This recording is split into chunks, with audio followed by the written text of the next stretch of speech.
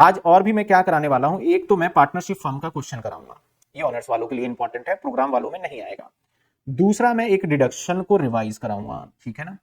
तीसरा मैं क्या काम करने वाला हूं, एक हाउस प्रॉपर्टी का क्वेश्चन ना गलत थोड़ा सा 10 ईयर में हो गया है, उसको मैं रेक्टिफाई करके ठीक करके एक वीडियो बना दूंगा लास्ट ईयर 2024 का पेपर का। तो पहले मेरा 3 ये एजेंडा है, और डाउट तो आपका मैं सॉल्व कर ही रहा हूं। थोड़ा सा तबियत ठीक नहीं था तो लेना तो मुझे ये कल की क्लास थी ये थ्योरी वाली, लेकिन ले नहीं पाया। चलो एनीवेज अभी लेंगे, और हम आज इसमें पूरे के पूरे चैप्टर जितने भी हैं आपके सभी के थ्योरी को देखेंगे, मतलब पूरा इनकम टैक्स का थ्योरी हम देखने वाले हैं। तो जो हमारा इनकम टैक्स है ना, इसके अंदर आपका थ्योरी कितने मार्क्स का आएगा, देखो 30 मार्क्स का आज जो हम थ्योरी करेंगे, इसमें से 30 मार्क्स के तो पक्के आएंगे, मतलब 100% 30 मार्क्स का इस थ्योरी में से आएगा, जितना भी हम आज करने वाले हैं, पढ़ने वाले हैं। हो सकता है कि इसमें से 40 तक का भी आ जाए, मतलब 30 से कम की तो गारंटी मेरी है, 30 से ज्यादा की आने की पूरी कोशिश रहेगी। हम इसमें जितने भी चैप्टर्स हैं सारे चैप्टर्स को कवर करेंगे। मैं थ्योरी के अंदर आपको पूरा ओवरव्यू दूंगा, जिससे क्वेश्चन देखते ही आपको इतना पता चल जाएगा कि इसमें क्या लिखना है, लेकिन लिखना क्या है उसके लिए आपको क्या करना होगा। आपको जो 10 ईयर है, जिन बच्चों के पास 10 ईयर नहीं है उनके लिए मैंने फ्री 10 ईयर कर रखा है। काफी बच्चों को मिल नहीं पाता कि कहाँ है नहीं है, तो मैं टेलीग्राम का चैनल, टेलीग्राम पे भी मैं डाल दूंगा, कोशिश करूंगा फ्री वाला जो है थ्योरी का नोट्स, थ्योरी जो भी मैं करा रहा हूं इसको प्रॉपर किस तरीके से लिखने हैं, इन सभी को मैं सेलेक्ट करके नोट्स में डाल दूंगा। अगर जिसके पास 10 ईयर है उनको तो कोई दिक्कत नहीं है, वो इसके सारे क्वेश्चंस के आंसर वहां 10 ईयर में गिवन है। बच्चे कह रहे हैं सर मुझे बहुत डर लग रहा है, कोई नहीं कोई नहीं, बस आप थ्योरी देखिए। आप अगर जिसको भी डर लग रहा है वो ये सोचे कि 30 नंबर तो मैं पक्के करवा रहा हूं, अब थोड़ी देर में बस आ जाइए सर। तो मैंने क्या क्या कह दिया आपको, ध्यान दीजिए। सबसे पहले नंबर 1, मैं सारे के सारे थ्योरी करवाऊंगा, जिसके अंदर सारा का सारा रहने वाला है सर ओवरव्यू, ओवरव्यू, जिसके अंदर आपको सारा का सारा थ्योरी पता चल जाएगा कि थ्योरी है क्या, और साथ के साथ सारा का सारा आपको थ्योरी पता चल जाएगा, और साथ के साथ इसके अंदर कितने मार्क्स का आएगा सर ये थ्योरी हमारा, सर ये थ्योरी हमारा आएगा 30 मार्क्स का एग्जाम में। कैसे रहेगा सर थ्योरी, कैसे पेपर में आएगा, पहले क्वेश्चंस के हर क्वेश्चन में आपको 6 मार्क्स का थ्योरी दिखेगा, तो 5 क्वेश्चन है तो इंटू 5 कर लो, तो 30 मार्क्स का होगा ये, ठीक है। आइए सबसे पहले थ्योरी आएगा आपका बेसिक कॉन्सेप्ट क्या होता है। बेसिक कॉन्सेप्ट में सबसे पहले आपको जो ध्यान देने वाली चीज है वो दैट इज है प्रीवियस ईयर। प्रीवियस ईयर क्या होता है ये समझना होगा, मैं बिल्कुल सारा पूरे के पूरे चैप्टर्स का बताऊंगा।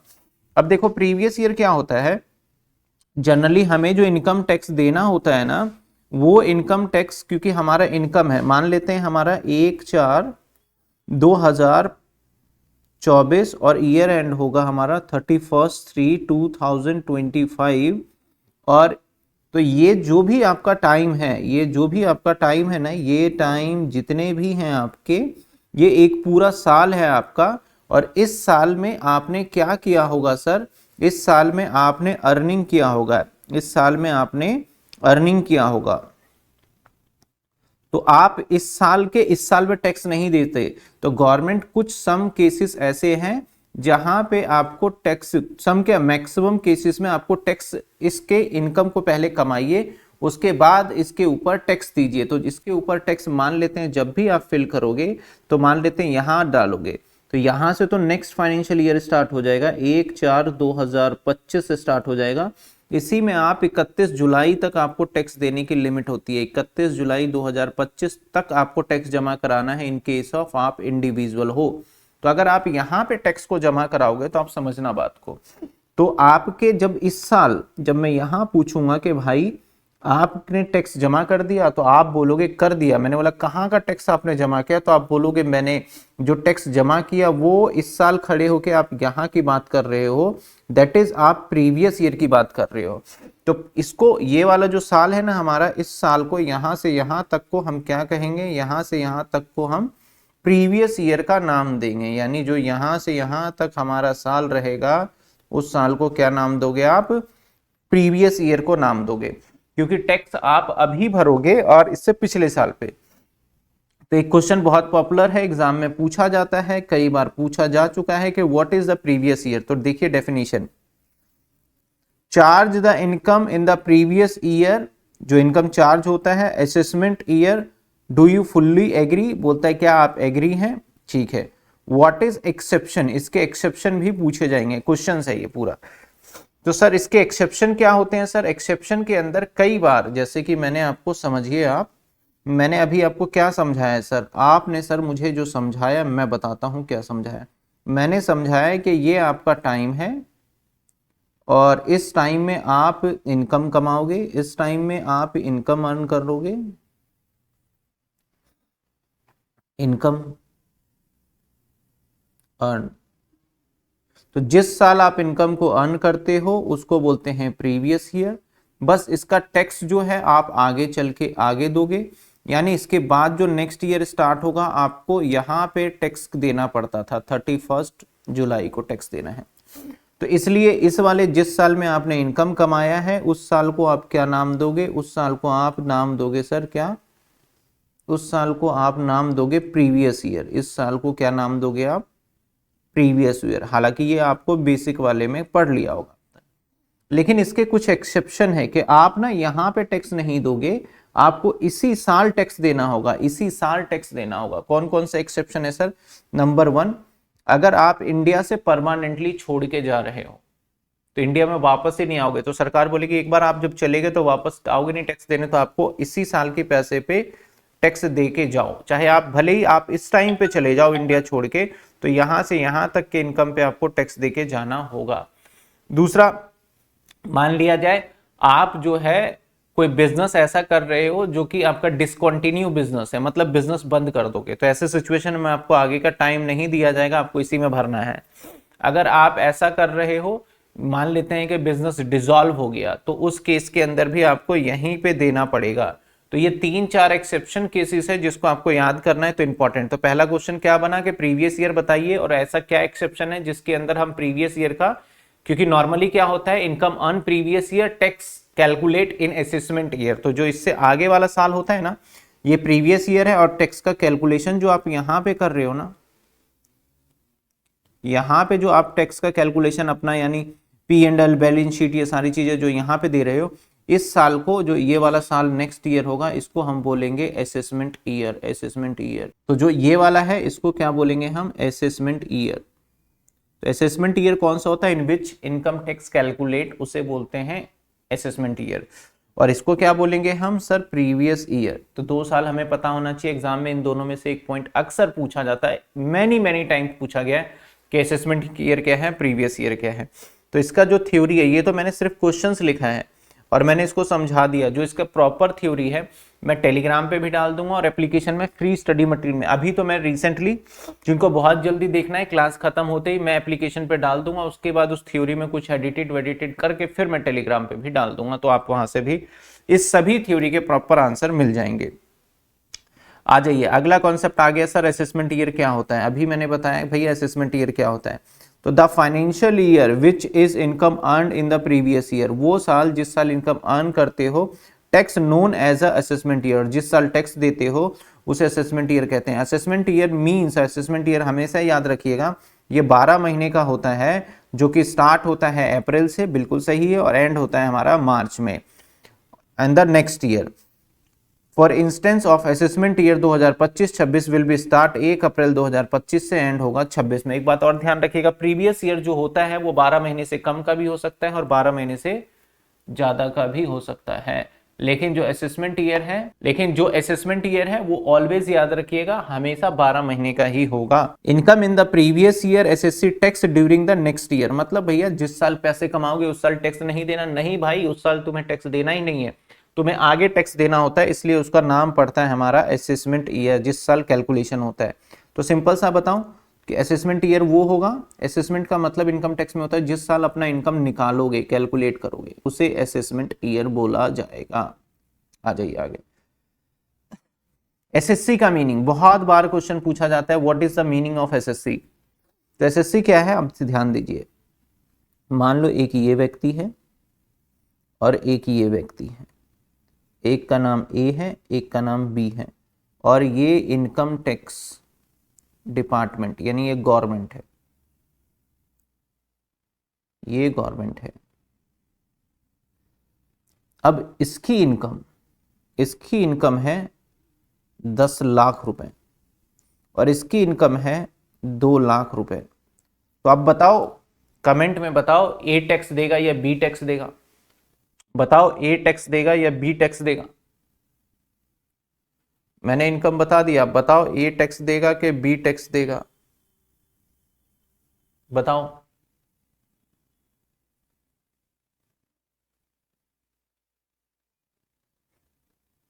जवाब जितनी जल्दी दोगे फटाफट रिवीजन हो जाएगा। सर ए टैक्स देगा, बिल्कुल सही, बच्चों ने बता दिया ए टैक्स देगा, यानी ये इनकम टैक्स ऑफिसर के पास जाएगा और टैक्स देगा। तो ये पता है इनकम टैक्स ऑफिसर, इसका नाम ABC, तो इसके पास तो लाखों ऐसे लोग हैं, लाखों ऐसे लोग हैं, तो इसका एक कॉमन नाम दे देगा SSC। क्या नाम दे दिया? SSC। ये टैक्स देगा क्या बी? तो जवाब है सर बी तो टैक्स देगा नहीं। अरे इसकी तो गर्दन ही कट गई, तो ये तो देगा नहीं, तो ये SSC नहीं है। तो सिंपल सी बात है, SSC वो होता है जो इनकम टैक्स को, जो इनकम टैक्स डिपार्टमेंट के हिसाब से लाइबल टू पे टैक्स है, चाहे पेनल्टी हो चाहे इंटरेस्ट हो, यानी जो व्यक्ति इसके पास जाएगा उसे वो SSC ही कहेगा।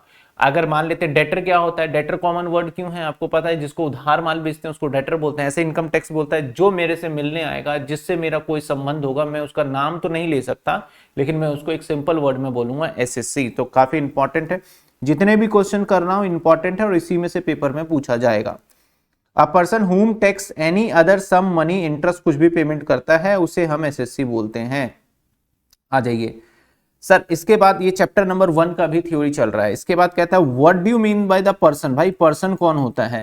तो इनकम टैक्स में अलग अलग तरीके से पर्सन को बताया गया है, जैसे number 1, number 2, number 3, number 4, number 5, number 6, number 7, सत्ते पे सत्ता 7 पर्सन बताया गया है।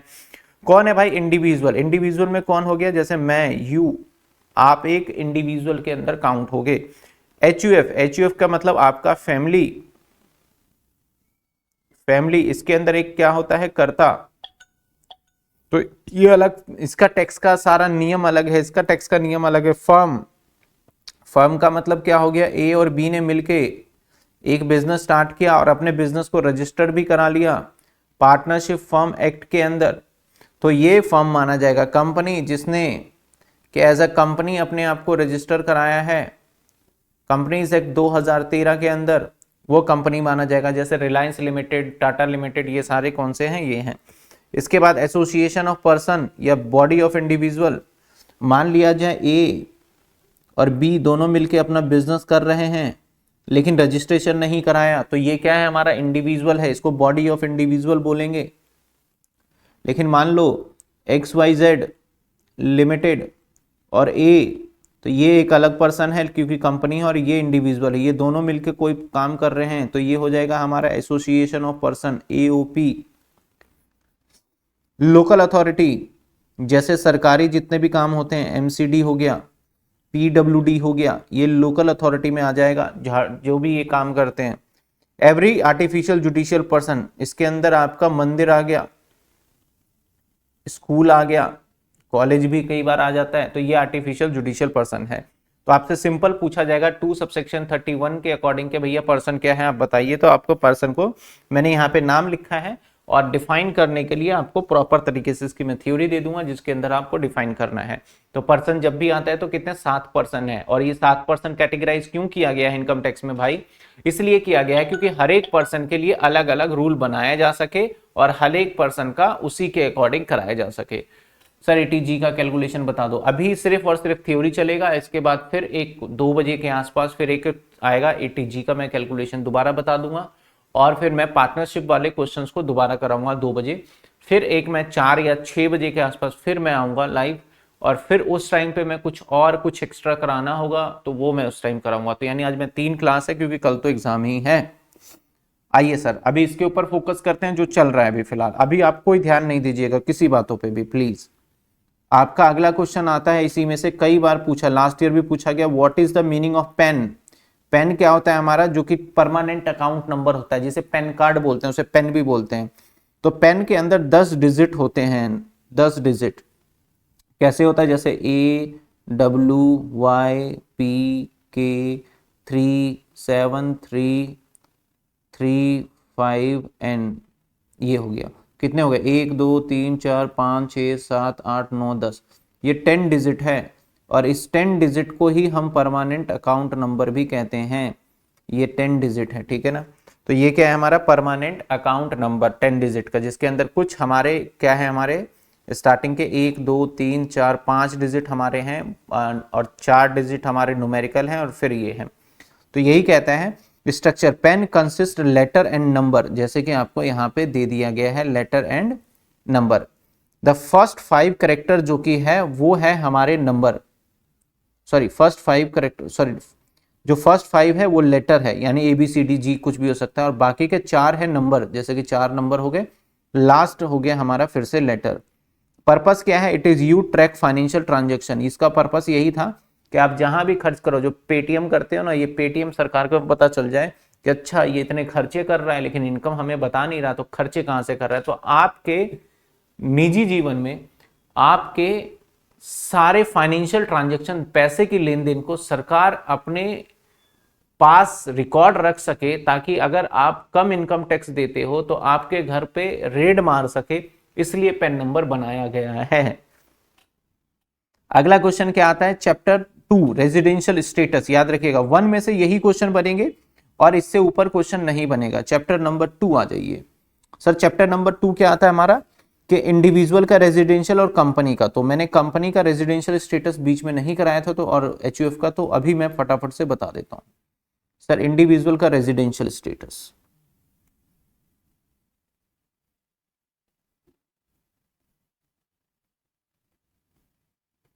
तो भाई रेजिडेंशियल स्टेटस 3 लोगों का हमारे सिलेबस में पूछा जा सकता है। क्वेश्चन जो प्रैक्टिकल आता है वो 1% पे आता है, दैट इज, एक तो हो गया इंडिविजुअल, और जो इंडिविजुअल है इसको चेक करने के लिए हमारे पास 2 कंडीशंस होंगे। एक होगा बेसिक कंडीशन,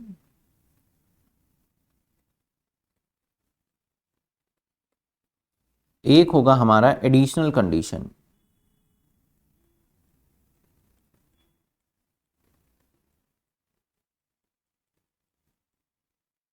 एक होगा हमारा एडिशनल कंडीशन। कितने कंडीशन हो गए, बेसिक कंडीशन और एक हो गया एडिशनल कंडीशन। अगर हम बेसिक कंडीशन की बात करें तो बेसिक कंडीशन के अंदर 2 चीजें आपको, 2 रूल्स हैं, हालांकि 3 हो गए हैं अब, लेकिन आपको 2 रूल बेसिकली फॉलो करने हैं। या तो इंडिया में आप रह लो 182 डेज,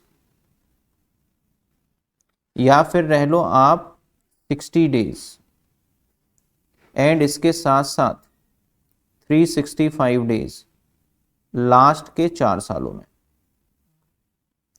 ये भाई साहब हमारा है बेसिक कंडीशन। तो आपको दोनों के दोनों कंप्लीट नहीं करने, क्योंकि आपका जो रेजिडेंशियल स्टेटस होता है ना, क्वेश्चन पूछा जाएगा कि आपका residential status is depend on the आपका sorry income tax is depend, या income tax calculate on the basis of residential status not on the basis of citizenship. ये क्वेश्चन आएगा, लिख लेना, मैंने यहां लिखा नहीं है बट आप लिख लेना इस क्वेश्चन को, ठीक है ना। तो भाई किसी भी व्यक्ति का अगर आप रेजिडेंशियल स्टेटस जानना चाहते हो तो ऑलवेज याद रखिएगा, उसके इनकम टैक्स कब देगा नहीं देगा वो डिपेंड करेगा उसके रेजिडेंशियल स्टेटस पे। उसका आधार कार्ड कहाँ का है फर्क नहीं पड़ता। अगर डोनाल्ड ट्रंप अगर इंडिया में आके रह लेता है 182 दिन, तो उसके सारी इनकम पे हम टैक्स ले लेंगे यहाँ पे, ये डिपेंड करता है, चाहे वो कहीं का भी राष्ट्रपति हो। चलिए सर, इसके बाद यहाँ पे कई ऐसे जगहें हैं जहां पे आपको या सिर्फ ये वाला चेक करना है। कुछ केसेस ऐसा है जहां पे सिर्फ कौन सा चेक करोगे, फर्स्ट एक्सेप्शन केसेस। 3% ऐसे हैं जिस केस के अंदर आप कौन सा चेक करने वाले हो सर, आप फर्स्ट चेक करने वाले हो। नंबर 1, अगर आप इंडियन ओरिजिन हो,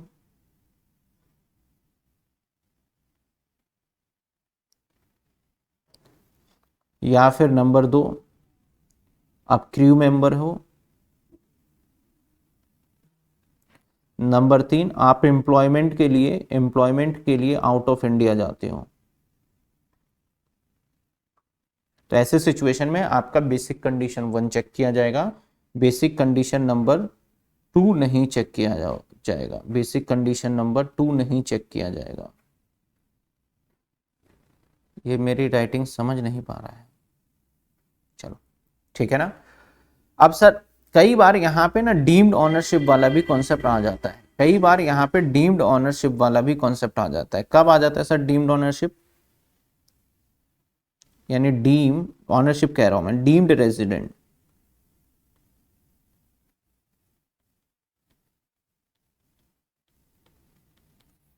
अगर आपकी इनकम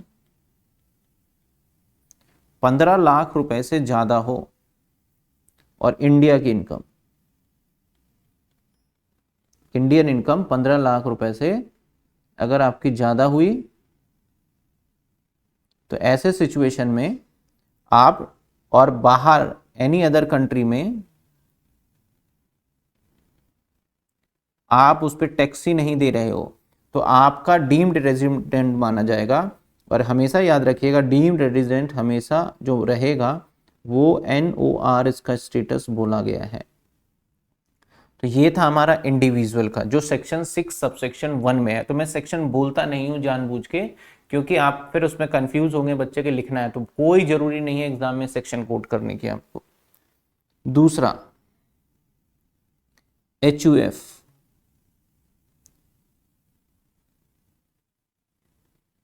सर HUF के लिए क्या है?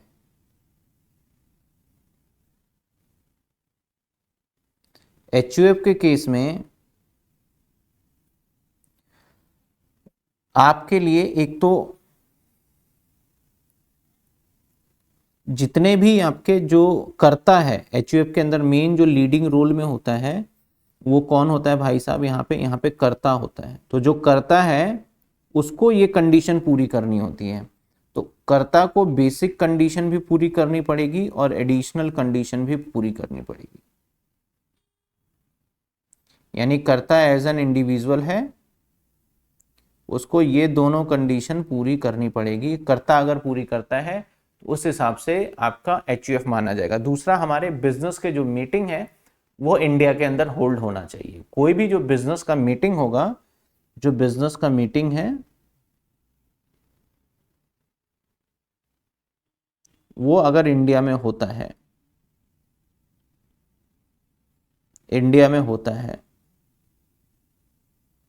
तो और कर्ता को बेसिक कंडीशन और एडिशनल कंडीशन दोनों कंप्लीट करेंगे तो इसका स्टेटस हो जाएगा HUF। थर्ड वन है आपका कंपनी। इंडियन कंपनी वो है, यहां पे मीटिंग के ऊपर डिपेंड करेगा। अगर या तो आप इंडिया के अंदर रजिस्टर्ड हो या इंडिया में आपने कोई भी मीटिंग, मतलब मेजर डिसीजंस वाली मीटिंग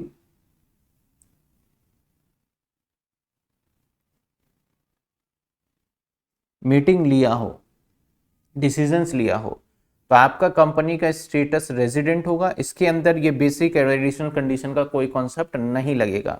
तो या तो आप रेजिडेंट हो गए या नॉन रेजिडेंट हो गए। अगर इंडिया के अंदर रजिस्टर्ड हो तो आप रेजिडेंट ही हो। अगर इंडिया के अंदर आप कोई भी मीटिंग कर रहे हो जो कि कंपनी के मतलब कंट्रोल करने के लिए या कंपनी के मेजर फैसले करने के लिए, तब भी आप इंडियन कंपनी माने जाओगे, रेजिडेंट मानोगे। अगर आप ऐसा कोई काम नहीं कर रहे हो तो नॉन रेजिडेंट माने जाओगे। सर ये लेक्चर रिकॉर्ड, बिल्कुल सारी लेक्चर रिकॉर्ड होती है, वो आपको मिलती रहेंगी। तो ये था रेजिडेंशियल स्टेटस। एक क्वेश्चन मैं लिख देता हूं, कई बार आप भूल ना जाओ, मैंने बोल देता हूं, वैसे ही याद रखना, लिख लेना। अगर आपके पास रजिस्टर है अभी तो लिख लीजिए कि income tax is depend upon residential status, not upon citizenship. Citizenship पे ये डिपेंड नहीं करता है। चलिए सर आ जाइए, रेजिडेंशियल स्टेटस खत्म। इसमें यही क्वेश्चन पूछा जाएगा। न्यूमेरिकल को न्यूमेरिकल के तरीके से ट्रीट करेंगे, अगर थ्योरी होता है तो ये पूछा जाएगा। अगला क्वेश्चन चैप्टर है हमारा एग्जेम्प्टेड इनकम। बहुत बच्चे ना इस कॉलेज के अंदर ना, कई चीजें मैं क्या बताऊं, अब ना बड़ा दुख होता है मुझे कि जो कॉलेज में बच्चे हैं या कई बार सुनते हैं, तो एक चैप्टर भी बुक वालों ने भी गलती करी है, एक चैप्टर बना दिया है, कौन सा चैप्टर का नाम बना दिया है, एग्जेम्प्टेड इनकम।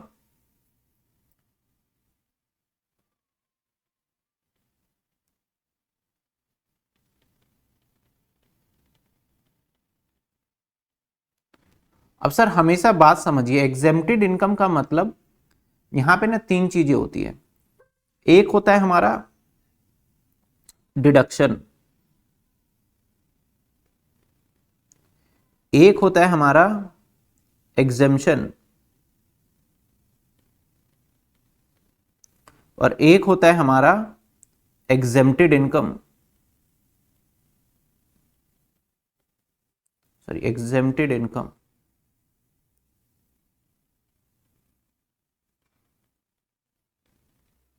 सर क्या फर्क है इसमें, आज यही बताते हैं। अरे क्या हो गया, डिडक्शन।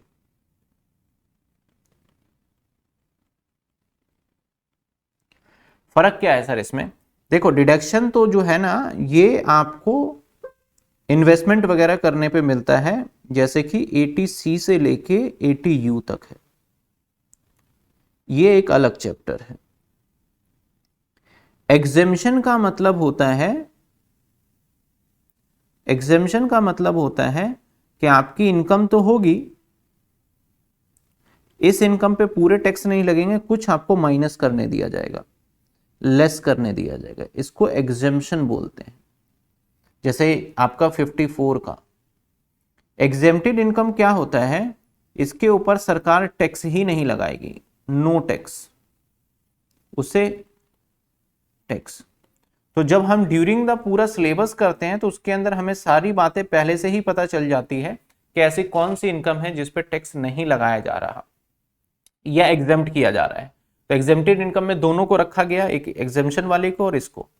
तो एग्रीकल्चर इनकम ऐसा है जिसके ऊपर आपका टैक्स नहीं लिया जाता, तो एग्जेम्प्टेड इनकम है। ऐसे ही आप एचआरए में कुछ पार्ट एग्जेम्प्ट होता है तो एग्जेम्प्टेड इनकम है।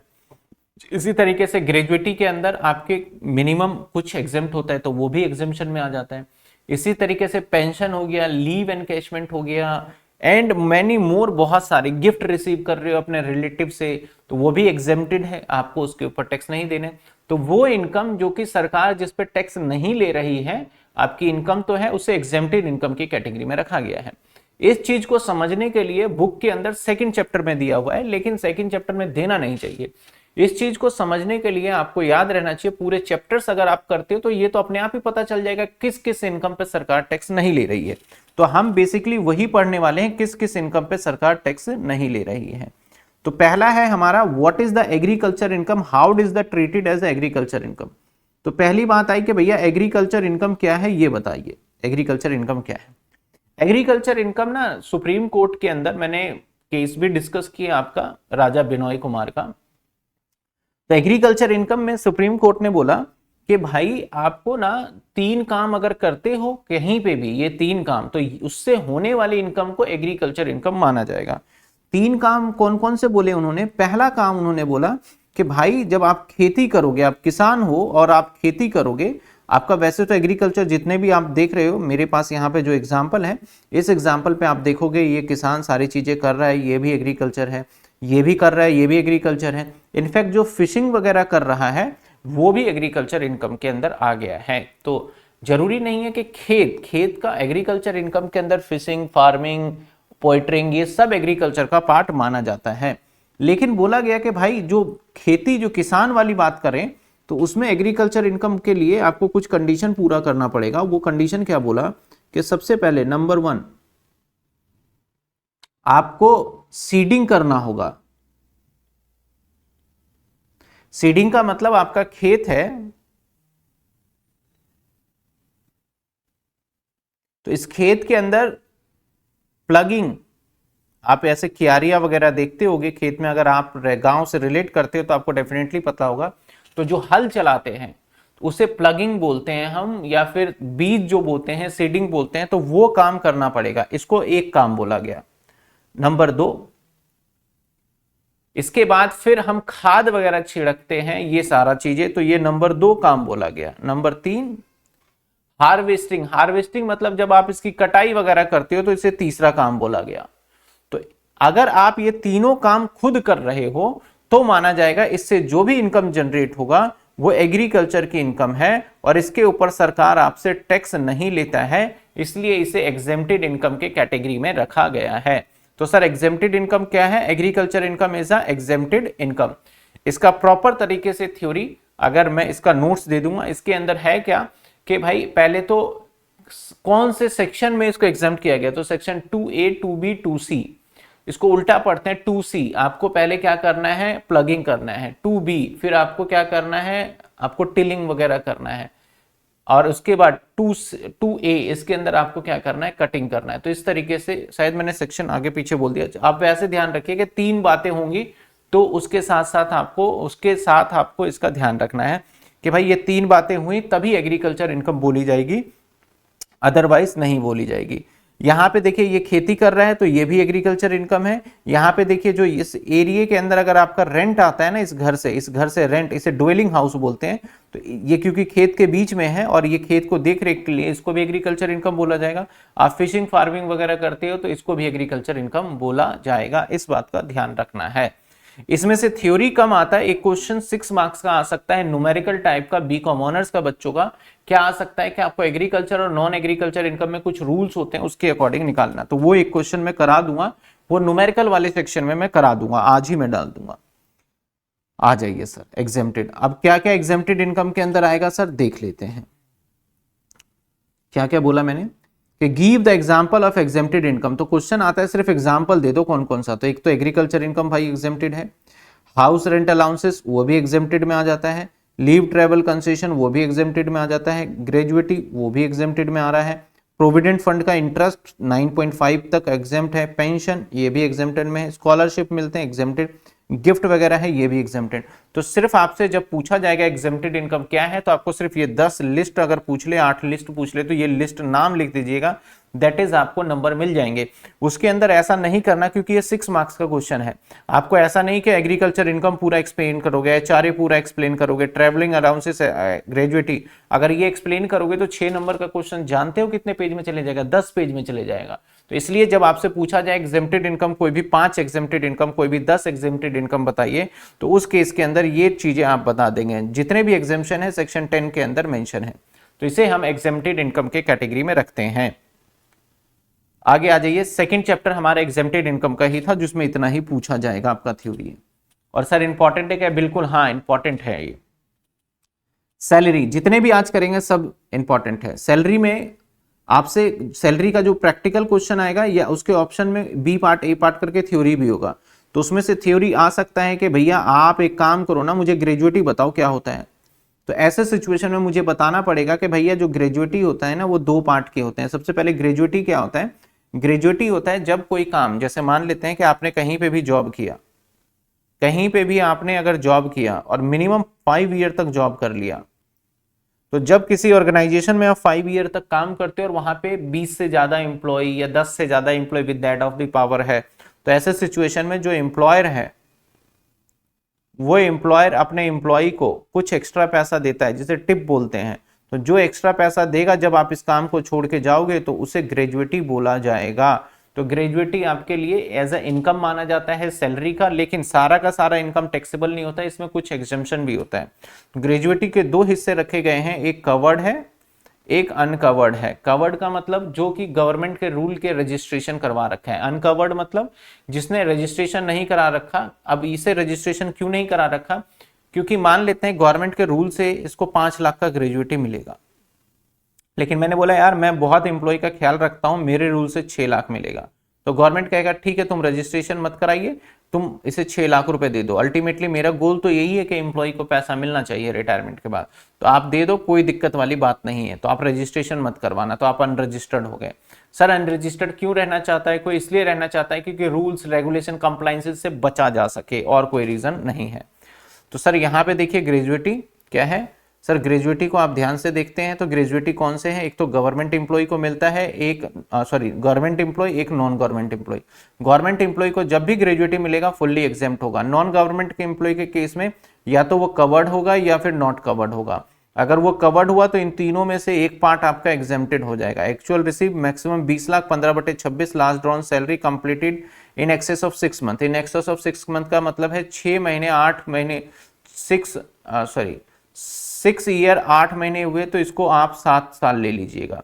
6 ईयर 4 महीने हुए तो इसको 6 साल लीजिएगा। यानी जो मैथ्स में पढ़ते थे ना पॉइंट के बाद आगे राउंड ऑफ, तो वही कहा गया है। इन तीनों में से जो कम आएगा वो एग्जेम्प्ट हो जाएगा। अगर नॉट कवर्ड हो तो वहां पे एक्चुअल रिसीव मैक्सिमम लिमिट। तो आप ध्यान दीजिए ये वाला पार्ट और ये वाला पार्ट दोनों में सेम है, कवर्ड और नॉट कवर्ड में। बस ये वाला हिस्सा जो है ना ये बदल गया हमारा, कवर्ड और नॉन कवर्ड में ये वाला हिस्सा बदला है, इस बात को ध्यान दीजिए। यहाँ पे क्या है 15/26, यहाँ पे 15/30, यहाँ पे लास्ट ड्रॉन सैलरी, यहाँ पे एवरेज सैलरी। इसके बाद नंबर ऑफ कंप्लीटेड ईयर, यहाँ पे भी नंबर ऑफ कंप्लीटेड ईयर लेकिन एक्सेस ऑफ 6 मंथ। यहाँ पे फ्रिक्शन इग्नोर। अगर 11 साल 9 महीने भी हुए तो आपको 11 साल लेने हैं, 11 साल 8 महीने हुए तो आपको 11 साल लेने हैं, यानी महीने को इसमें इग्नोर ही करके चलना है। तो ये किसकी बात कर रहा था सर, ग्रेजुएटी की बात कर रहा है। चलिए आगे आते हैं। सैलरी में एक और क्वेश्चन पूछा जाता है आपके ऑप्शन में, थ्योरी के अंदर रहता है कि भैया प्रोविडेंट फंड को एक बार समझाओ तनिक, प्रोविडेंट फंड क्या होता है। तो प्रोविडेंट फंड आपके दो तरीके के होते हैं, कौन कौन से। अब प्रोविडेंट फंड होता क्या है पहले ये समझिए। जब कभी भी कोई भी एम्प्लॉयर जो है और एक है एम्प्लॉय, है ना, तो जो एम्प्लॉय है ये बड़ा मतलब कि जब स्टार्टिंग में होता है, जवानी के टाइम पे होता है तो बड़ा जोशीला होता है, और जोशीला इतना होता है कि भाई ये सारे पैसे इनकम सारी उड़ा देता है। जो इसको सैलरी मिलता है वो सैलरी सारा का सारा लुटा देता है, मतलब इधर खर्च कर दिया, उधर खर्च कर दिया, घूमने फिरने में खर्च कर दिया। लेकिन जब इसकी उम्र आ जाती है ना 60 साल के आसपास, तो 60 साल के आसपास ना तो इसको कोई नौकरी देता है ना ही इसको पास पैसे बचते हैं। ऐसे सिचुएशन में इसको वोट देने का अधिकार होता है, तो गवर्नमेंट के दिमाग चाट जाते हैं कि भैया बेरोजगारी है, हमें पेंशन दो, ऐसे गुजारा नहीं चलेगा। तो ऐसे सिचुएशन में गवर्नमेंट ने बोला यार हमें इसको सही से खत्म करना होगा, और खत्म तब कर सकते हैं जब हमें काफी टाइम लगेगा। तो गवर्नमेंट ने क्या किया, गवर्नमेंट ने एक चालाकी करी, एम्प्लॉयर को बोला भाई इसकी सैलरी कितनी है, इसकी सैलरी अगर 10,000 है तो एक काम कर, तू इसे 10,000 मत दे, इसे तू 9,000 दे। ये बड़ा मतलब खर्चीला आदमी है, सारे खर्च कर देगा। और एक काम कर, तू जा और इसके जो 1,000 काटे हैं 1,000 रुपए हमारे पास जमा करा, और अपनी जेब से भी 1,000 रुपए दे और हमारे पास जमा करा, यानी मेरे पास जमा कर 2,000। तो इस तरीके से इसके हर महीने 2,000 जमा हो जाएंगे। और इसकी नौकरी पता है कितनी होती है, 20 साल की, इससे भी नौकरी लगती है तो 60 साल तक, 40 साल काम करेगा, इंटू में 12,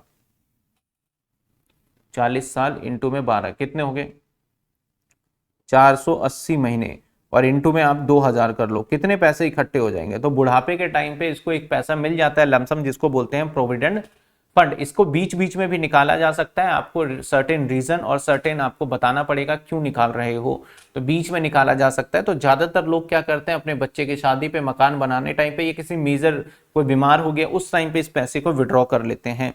तो अब प्रोविडेंट फंड कितने टाइप के होते हैं, फिर से अगेन दो हो जाएंगे। कौन से हो जाएंगे, एक रिकॉग्नाइज हो जाएगा हमारा, एक अनरिकॉग्नाइज हो जाएगा, यानी आरपीएफ हो जाएगा हमारा, और एक यूआरपीएफ हो जाएगा। अब इस केस के अंदर क्या होता है कि आपको जमा करना होता है, तो जब डिपॉजिट करोगे ना तो आपके सैलरी में टैक्सेबल हो जाएगा, ये डिपॉजिट करते टाइम पे टैक्सेबल हो जाएगा रिकॉग्नाइज प्रोविडेंट फंड, और विड्रॉल करते टाइम पे टैक्सेबल नहीं होगा। इसका मतलब सर जब डिपॉजिट करोगे तो टैक्सेबल कितना होगा, यहां पे ना दो चीजें हैं याद रखिएगा, एक यहां एम्प्लॉयर का है कंट्रीब्यूशन, और एक यहां एम्प्लॉय का। मैंने बताया ना दो लोग कंट्रीब्यूशन देते हैं, जो एम्प्लॉय वाला कंट्रीब्यूशन है वो तो 80C में डिडक्शन मिल जाएगा, और जो एम्प्लॉयर वाला कंट्रीब्यूशन है इस केस के अंदर क्या होगा, एम्प्लॉयर वाला कंट्रीब्यूशन के अंदर आपका 12% तक एग्जेम्प्ट होगा और बाकी टैक्सेबल हो जाएगा। 12% तक एग्जेम्प्ट होगा, बाकी टैक्सेबल हो जाएगा। विड्रॉ करो कोई टैक्सेबल नहीं है आपका। लेकिन अनरिकॉग्नाइज्ड प्रोविडेंट फंड में करोगे तो डिपॉजिट के टाइम पे कोई टैक्सेबल नहीं है, विड्रॉ करोगे तो आपका टैक्सेबल हो जाएगा, विड्रॉ करते टाइम पे आपका टैक्सेबल हो जाएगा। ये था हमारा प्रोविडेंट फंड। हालांकि सैलरी रिवीजन में भी मैंने करवाया हुआ है, विद न्यूमेरिकल भी करा हुआ है, लेकिन इस पे क्वेश्चंस पूछे जाएंगे थ्योरी में, सैलरी के ऑप्शन में। अगला आइए सर, एक्सप्लेन द पेंशन, बड़ी सबसे बड़ी टेंशन, और ये है हमारा पेंशन। पेंशन क्या होता है? पेंशन वो नहीं है जो कि सरकार आपको देती है। पेंशन वो है कि जब भी बंदा एक पर्सन है वो जॉब करता है, ये मान लो एम्प्लॉयर है और ये क्या है? एम्प्लॉई। तो ये जब जॉब करता है तो जॉब करने के बाद इसकी रिस्पॉन्सिबिलिटी बनती है कि इसके बुढ़ापे की ख्याल रखे। तो जब जॉब पे कर रहा है, सैलरी मान लो इसकी 50,000 थी, अब ये रिटायरमेंट दे दिया तो उसके बाद भी इसको कुछ पैसे ये देगा मंथली। ये जॉब ने आएगा नहीं काम पे, लेकिन कुछ पैसे देगा। वो प्रोविजन बना के चलते हैं सारे एम्प्लॉयर। तो जो कुछ पैसे आफ्टर रिटायरमेंट इसको मिलता रहता है मंथली बेसिस पे, उसको क्या बोलते हैं? पेंशन बोलते हैं। ठीक है ना। अब ये पेंशन दो तरीके के हो सकते हैं, या तो उसी व्यक्ति को मिल रहा हो जो जॉब कर रहा था, अगर इसकी मृत्यु हो जाती है तो इसकी वाइफ को मिलना चालू हो जाएगा, तो वो फैमिली पेंशन कहलाएगा। डेथ के बाद जो उसके परिवार वालों को मिलेगा। लेकिन अगर मान लेते हैं पेंशन 10,000 रुपए डिसाइड था, तो दोनों थे तो 10, और अगर एक डेथ होती है तो पेंशन आधी कर देते हैं। इनका कुछ रूल है। तो देखिए आइए पेंशन क्या होता है। पेंशन में एक तो नॉर्मल पर्सन हो सकता है, एक फैमिली पेंशन हो सकता है। नॉर्मल पेंशन का मतलब क्या बताया कि मैं ही लूंगा पेंशन, तो नॉर्मल पेंशन। मेरे परिवार वाले आफ्टर डेथ लेंगे तो फैमिली पेंशन। नॉर्मल पेंशन मिला तो दो पार्ट होंगे, एक तो अनकम्यूटेड होगा जो कि मंथली बेसिस पे मिलता रहेगा हर महीने, एक कम्यूटेड होगा जिसके अंदर क्या करेंगे कि गवर्नमेंट एम्प्लॉय का क्या होगा, तो उस केस में वो एग्जेम्प्ट हो जाएगा। गवर्नमेंट एम्प्लॉय के केस में एग्जेम्प्ट हो जाएगा और बाकी केस में आपका टैक्सेबल होगा। नॉन गवर्नमेंट एम्प्लॉय के केस में क्या होगा? या तो पेंशन आप लोगे विद ग्रेजुएटी, ग्रेजुएटी के साथ पेंशन लोगे, या तो विदाउट ग्रेजुएटी। अगर ग्रेजुएटी को साथ लेते हो तो आपका एक्चुअल रिसीव 1/3 फुल पेंशन। अगर आप एग्जाम्पशन लेते हो तो 1/2, विद ग्रेजुएटी में 1/2, विदाउट ग्रेजुएटी में 1/2, और विद ग्रेजुएटी में 1/3 और विदाउट में 1/2 पेंशन का ये एग्जाम्पशन होगा। तो सर क्या हम इसे ऐसे लिखेंगे? नहीं, मैंने अंदर की बातें बता दी। जब आपको मैं थ्योरी के नोट्स दूंगा, अभी मैं अपलोड कर दूंगा फ्री वाले में, जिसको करना है एप्लीकेशन डाउनलोड करिए और फ्री वाले में जाके ऊपर सिर्फ टाइप करना है फ्री, और इनकम टैक्स का कोर्स करिए, वहां आपको 10 ईयर भी मिल जाएगा और इसके नोट्स भी मैं अपलोड कर दूंगा। जिसको नहीं समझ में आ रहा, टेलीग्राम में मैं थोड़ी देर बाद डालूंगा सारे क्लासेस लेने के बाद, जहां से उसको समझ में आ जाएगा। और जो भी मैं यहाँ पे करा रहा हूँ ये नोट्स मैं आपके एप्लीकेशन पे भी डाल दूंगा, टेलीग्राम पे, जिसको पसंद होगा टेलीग्राम। सर टेलीग्राम कहाँ होगा? मैं यूट्यूब पे जो डालूंगा तो डिस्क्रिप्शन में लिंक दे दूंगा, टेलीग्राम का हाईलाइट करके ज्वाइन करिए और वहां से नोट्स को डाउनलोड कर लीजिए। इनफैक्ट पुरानी वाले भी नोट्स डाल दूंगा। चलिए सर, अगर ये रेगुलर है तो आपका नॉर्मल टैक्सेबल होगा। अब इसके अंदर एक अमेंडमेंट है, ध्यान रखिएगा। यहाँ पे पहले ना 15,000 हुआ करता था, अब इसको चेंज करके 25,000 कर दिया गया है। तो ये है हमारा पेंशन। हमेशा याद रखिएगा पेंशन किस तरीके से टैक्सेबल होगा। आ जाइए सर, क्वेश्चन मैं बताता जा रहा हूं। थ्योरी आपको जो लिखना है वो लिखने के लिए पढ़ना पड़ेगा, उसके लिए मैं नोट्स दूंगा आपको। अगर आप इतना कर लेते हो तो 30 नंबर पूरे आएंगे आपके। पहले तो क्वेश्चन समझ लो कि भैया किस किस टाइप के क्वेश्चंस आएंगे, उसको मैं थोड़ा बहुत एक्सप्लेन कर रहा हूं। जब पढ़ोगे ना तो आपको क्लियरिटी आती जाएगी। अगला है भाई हाउस रेंट अलाउंसेस, HRA, इसको शॉर्ट फॉर्म में बोलते हैं HRA। HRA क्या होता है? आप मान लो जॉब करते हो, आप हो एम्प्लॉयर, मालिक, और एक है इसका एम्प्लॉई, सर्वेंट। ऐसे सिचुएशन में भाई तुम काम करने आ रहे हो तो तुम रहोगे कहाँ? तो इसके रहने के लिए जो घर होगा वो घर पता नहीं चल रहा कैसे होगा। तो ऐसे सिचुएशन में हम क्या करते हैं, हम इसको बोलते हैं भाई तू कहीं भी रह ले, मेरे को मतलब नहीं, मैं तेरे को रहने के लिए किराया दे देता हूँ। अब तेरी टेंशन है, तेरे को जहाँ रहना है, मैं तेरे को 5,000 रुपये महीने हर महीने किराया दे दूंगा। तो ये जो किराया दे रहा है हर महीने, that is called house rent allowances, HRA। इस बात का ध्यान रखिएगा। ये एग्जेम्प्टेड इनकम में भी था और वैसे अलग से भी आ जाता है। तो क्या होता है हाउस रेंट अलाउंसेस? आइए देखिए, एक तो फुल्ली टैक्सेबल हो जाएगा ये, या एग्जेम्प्ट हो जाएगा लोअर ऑफ। फुल्ली टैक्सेबल कब होगा? अगर आप न्यू रिजिम के अंदर टैक्स को भरते हो तो हाउस रेंट अलाउंसेस में कोई एग्जेम्पशन नहीं है, फुल्ली टैक्सेबल है। लेकिन अगर आप 10% से कम रेंट दे रहे हो अपने सैलरी का, तब भी फुल्ली टैक्सेबल हो जाएगा। मान लो 1 लाख रुपए सैलरी है और मैं 9,000 रुपए ही अगर रेंट दे रहा हूं, तो फिर भी मेरा फुल्ली क्या हो जाएगा इस केस में? एक टैक्सेबल हो जाएगा। जब आप कम दोगे 10% से कम, 10% से आप कम दोगे, 10% से कम क्या दोगे? आप रेंट पेमेंट करोगे, तो ऐसे सिचुएशन में HRA आपका फुल्ली टैक्सेबल हो जाएगा। न्यू रिजिम फॉलो करोगे तो उस केस में भी फुल्ली टैक्सेबल हो जाएगा। अब एग्जेम्प्ट होगा लोअर ऑफ, 3 पॉइंट हर जगह होता है। तो पहला एक्चुअल रिसीव, रेंट पेड जितना भी होगा 10% ऑफ एसआरबी माइनस कर देंगे। अब एसआरबी क्या होता है, salary for retirement benefit, basic salary, DA retirement और कमीशन, वो भी टर्नओवर वाला, और 50% ऑफ एसआरबी ले लोगे। डिपेंड्स ऑन द सिटी, अगर मेट्रो सिटी है तो 50%, अदर सिटी के अंदर ये 40% हो जाएगा। ये दोनों एग्जैक्टली सेम है, बस सिटी की वजह से ये 2 कॉलम बनाए गए हैं, इस बात का ध्यान दीजिएगा। पहला देखो पॉइंट सेम, दूसरा पॉइंट सेम, तीसरा यहाँ 50 यहाँ 40। अब सर मेट्रो सिटी कौन से होते हैं, मुंबई, दिल्ली, चेन्नई, कोलकाता, ये 4 ऐसे सिटी हैं जिसको महानगर या फिर मेट्रो सिटी बोलते हैं। अगर यहाँ पे आप किराए पे मकान पे रह रहे हो तो 50% ये थर्ड वाला पॉइंट लगाओगे। अदर सिटी में गुजरात, पंजाब, इन जगहों पे रहते हो तो यहाँ पे 40% वाला लगाओगे। इन तीनों में से जो कम होगा वो आपका एग्जेम्प्ट हो जाएगा। इसके बाद एक क्वेश्चन पूछा जाता है कि भाई रेंट फ्री अकोमोडेशन क्या है, जिसको हम शॉर्ट फॉर्म में कई बार मैं बड़े प्यार से RFA भी बोल देता हूं। ये क्या है, इस पे भी क्वेश्चन कई बार पूछा जाएगा। देखो एक पूरा क्वेश्चन तो आएगा सैलरी का, और जो बच्चा सैलरी का क्वेश्चन नहीं कर रहा है, ये जो मैं पॉइंट करा रहा हूं, सैलरी चैप्टर जिस बच्चे का छूट गया या छोड़ दिया है, तो जो पॉइंट करा रहा हूं 6 नंबर तो आप सैलरी वाले में से भी स्कोर कर सकते हो, इसको याद करना होगा। देखो रेंट फ्री अकोमोडेशन क्या होता है, पहले वाले HRA था, तो अब यहाँ पे क्या हुआ, आपको ना आपका जो एम्प्लॉयर है ना वो रहने के लिए घर ही दे देता है, बोलता है मैं किराया नहीं दूंगा भाई, मैं घर दे देता हूं, तू रह ले जाके, अब टेंशन खत्म तेरी। तो जब आपको ये फैसिलिटी दिया जाता है तो इसको रेंट फ्री अकोमोडेशन बोला जाता है। कि अकोमोडेशन मतलब क्या होता है आपका, अकोमोडेशन मतलब होता है आपका कि आपको एक सुविधा दी गई और रेंट फ्री, जहां पे आपको रेंट नहीं देना। सर यहाँ पे अगर पिछले साल अमेंडमेंट आया था लेकिन इस साल कोई अमेंडमेंट नहीं है इसके अंदर, तो जो बताया गया उसी के हिसाब से करेंगे। मैंने नोट्स डाले हुए हैं, उसके अंदर अगर 2024 के हिसाब से कैलकुलेशन देखोगे तो वहां पे थोड़े से आंसर में आपको वेरिएशन दिखेगा, उसको 25 के हिसाब से कर लेना है। एक होता है गवर्नमेंट एम्प्लॉय, एक होता है non government employ. Government employ के केस में लाइसेंस फीस होता है, जब भी कोई सरकारी एम्प्लॉय होता है तो उनको सरकारी क्वार्टर मिलता है, तो उसके सैलरी में टैक्सेबल पता है क्या होता है, उनका लाइसेंस फीस होता है। लाइसेंस फीस क्या होता है, एक फिक्स रेंट कर देते हैं कि भाई इस कैटेगरी में हो स्लैब, IAS ऑफिसर है तो इतना रेंट, इतना आपका इसका किराया, तो वो लाइसेंस फीस है। नॉन गवर्नमेंट एम्प्लॉय के केस के अंदर हो सकता है कि जो घर है वो मालिक का है, घर किसका है, मालिक का, और हो सकता है घर उसने भी किराए पे लिया हो। अगर मैं आपको रहने के लिए घर दे रहा हूं तो हो सकता है कि मैंने भी किराए पे लेके दिया हो। तो ऐसे सिचुएशन में अगर मेरा घर है, मेरा खुद का घर है, फिर मैंने आपको रहने के लिए दिया है, तो वहां पे यूज होने वाला है पॉपुलेशन, या तो वहां की पॉपुलेशन 15 लाख होगी, या 15 लाख से लेके 40 लाख के बीच होगी, या फिर 40 लाख से ज्यादा होगी।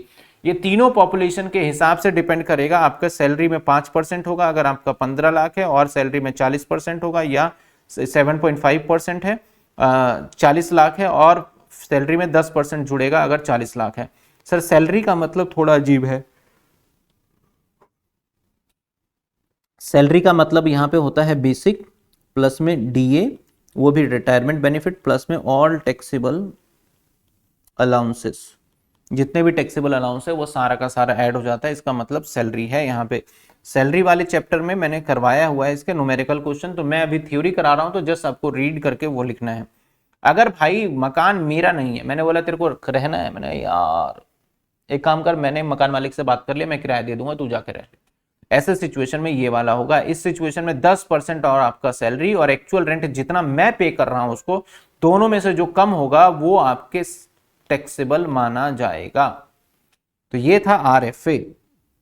तो ये सैलरी में से यही क्वेश्चंस पूछे जाते हैं ज्यादा से ज्यादा, और यही आएंगे भी, इनको पढ़ लीजिएगा। सैलरी में से क्या क्या क्वेश्चन पूछा जाएगा एक बार फटाफट से देखिए।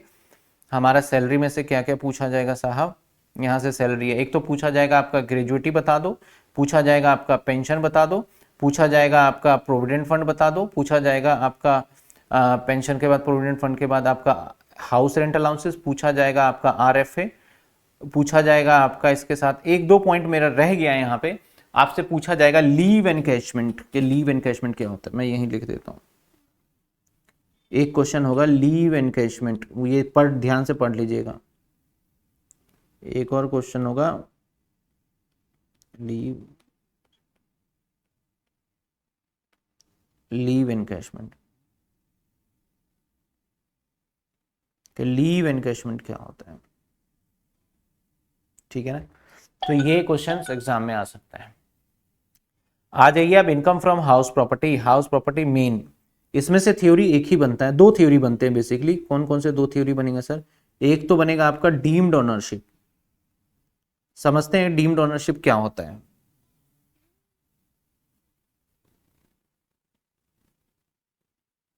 ये क्या हुआ?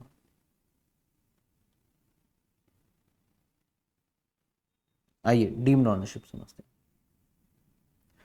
होता यूं है कि आप ना, आपके पास अगर कोई घर है, आपके पास अगर कोई घर है और इस घर से, ये आप हो यू, और इस घर से आपको रेंट आता है, तो रेंट आपके लिए एज अ इनकम ट्रीट होगा और इस इनकम पे आपको टैक्स देना होगा, और जो टैक्स देना होगा वो under IHP, income from house property के अंदर आएगा।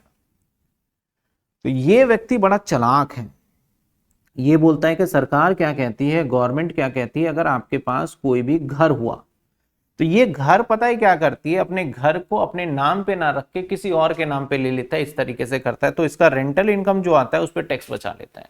तो सरकार बोलती है कि भाई तूने, अगर सरकार को लगता है कि ये घर तुमने किसी और को दे दिया, जैसे कि ये घर इसने अपनी वाइफ के नाम पे कर दिया, बच्चे के नाम पे कर दिया, अपने किसी के भी नाम पे कर दिया, तो जहां पे रिस्क नहीं है, कंसिडरेशन नहीं है, तो माना जाएगा कि भाई अब घर का लीगल ऑनर, क्योंकि देखो आप एक ऑनर हो तब तो आपको टैक्स देना ही देना है, लेकिन आप कई बार ऐसे होते हो कि आप ऑनर नहीं भी हो और आपने सिर्फ ये टैक्स बचाने के लिए ऐसा कुछ आपने हथकंडे अपनाए हैं, तो आपको ही टैक्स देना पड़ेगा और आपको ही मालिक मानेंगे इस घर का। और जब ऐसा सिचुएशन होगा तो डीम्ड ऑनर, जैसे इसने अपना घर अपनी बीवी को दे दिया और उससे कोई पैसे लिए नहीं, तो ऐसे सिचुएशन में भाई मालिक तेरी बीवी नहीं है, पेपर में होगी मालिक, लीगली होगी मालिक, उससे मतलब नहीं है, टैक्स के पर्पस के लिए मालिक तू ही है और तू टैक्स भर इसके ऊपर, उसको डीम्ड ऑनरशिप कहा जाता है।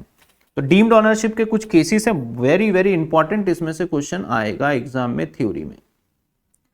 सर एक तो अगर आप घर को दे देते हो, बोलते हो मैं अपने घर जो है अपने बच्चों को या अपनी बीवी को दे देता हूं बिना पैसे लिए हुए, तो बोला जाएगा आप ही इसके मालिक हो।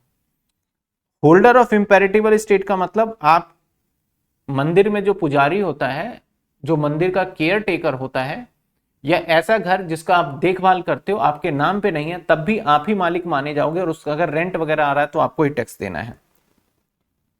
मेंबर ऑफ कोऑपरेटिव सोसाइटी, कई बार क्या होता है जो फ्लैट्स होते हैं, फ्लैट्स के अंदर क्या होता है, हर, क्योंकि जमीन तो आपके नाम पे हो नहीं सकती फ्लैट के अंदर, फ्लैट के अंदर तो आपको एक सिर्फ फ्लोर मिलता है, तो उस सिचुएशन में आपका हर फ्लोर का नंबर होता है, आपके नाम पे रजिस्ट्री नहीं होती है, वो नंबर टोकन इसी तरीके से चलता है जमीन की रजिस्ट्री, तो ऐसे में आप ही डीम्ड ऑनर माने जाओगे क्योंकि आपके पास वो टोकन है इसलिए।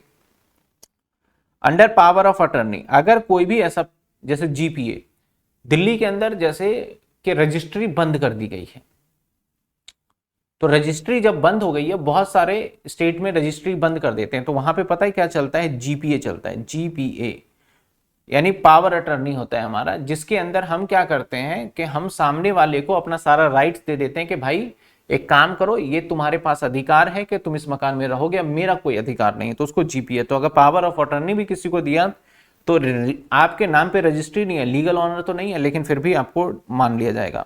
अगर आपको कोई मकान 12 साल से ऊपर के लिए किराए पे ले रखा है, लीज पे ले रखा है, तब भी आप ही मालिक माने जाओगे, टैक्स देना होगा।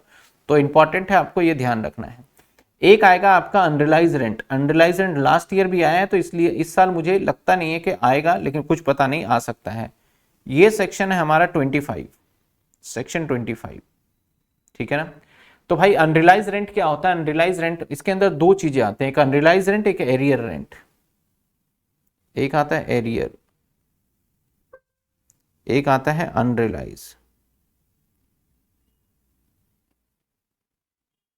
अब एरियर क्या होता है, जैसे कि मान लो 2010 से आपका किराया बढ़ा दिया गया, अभी 2025 में, 2025 में बोला कि भाई पहले तुम किराया 3000 दे रहे थे, अब किराया आपका 5000 हो गया है, लेकिन आपने 2010 से ही कम किराया दिया था, तो मुझे नाराजगी है, तो एक काम करो, 1000 रुपए आप 2010 से लेके आज तक एक्स्ट्रा 2 महीने का, तो बैक डेट से किराया बढ़ाया जाए तो उसको बोलते हैं arrear of rent. Unrealised rent का मतलब क्या होता है कि आपका मकान है और मकान में किराएदार क्या करता है, लॉकडाउन लगते ही बिना किराए दिए भाग जाता है, तो वो किराए का पैसा जो कि आपको मिला ही नहीं, उसको बोलते हैं अनरिलाइज रेंट। अनरिलाइज रेंट के केस में आपको कुछ रूल नंबर 4 सेटिस्फाई करना होता है तभी अनरियलाइज्ड रेंट माना जाता है। तो इंपॉर्टेंट क्वेश्चन है, पढ़िएगा। इसके साथ साथ एक और भी पार्ट है आपका कंपोजिट रेंट।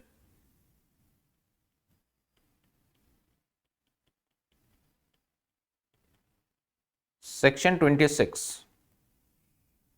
कंपोजिट रेंट क्या होता है। चलिए अब मैं बात करता हूं, आप कॉलेज के बच्चों को तो जल्दी समझ में आएगा। एक होता है पीजी।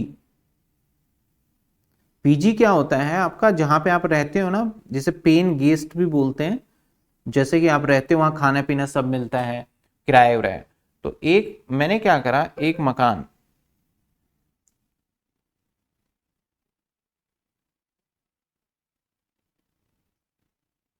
ये मकान है